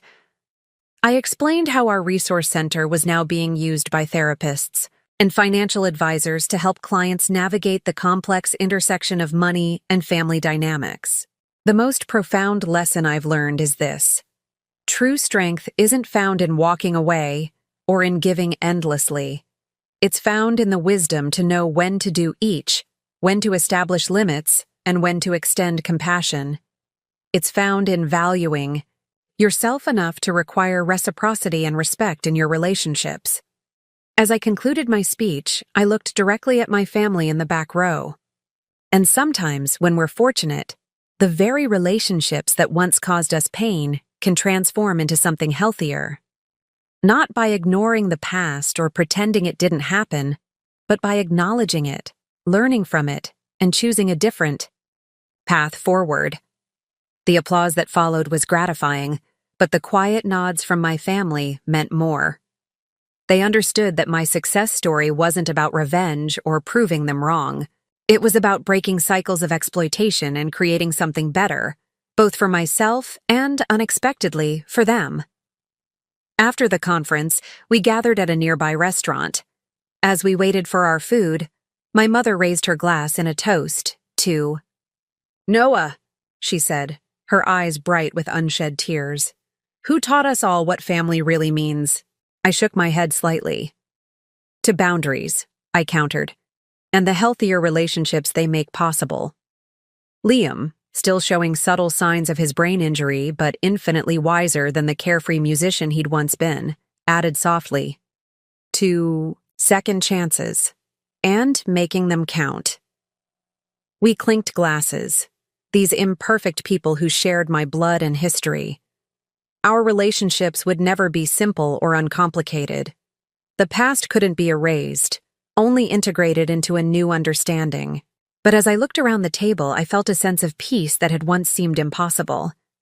The phrase, family helps family, had evolved from a manipulation tactic to a genuine principle, one that now flowed in all directions, balanced by respect, for each person's boundaries and capabilities.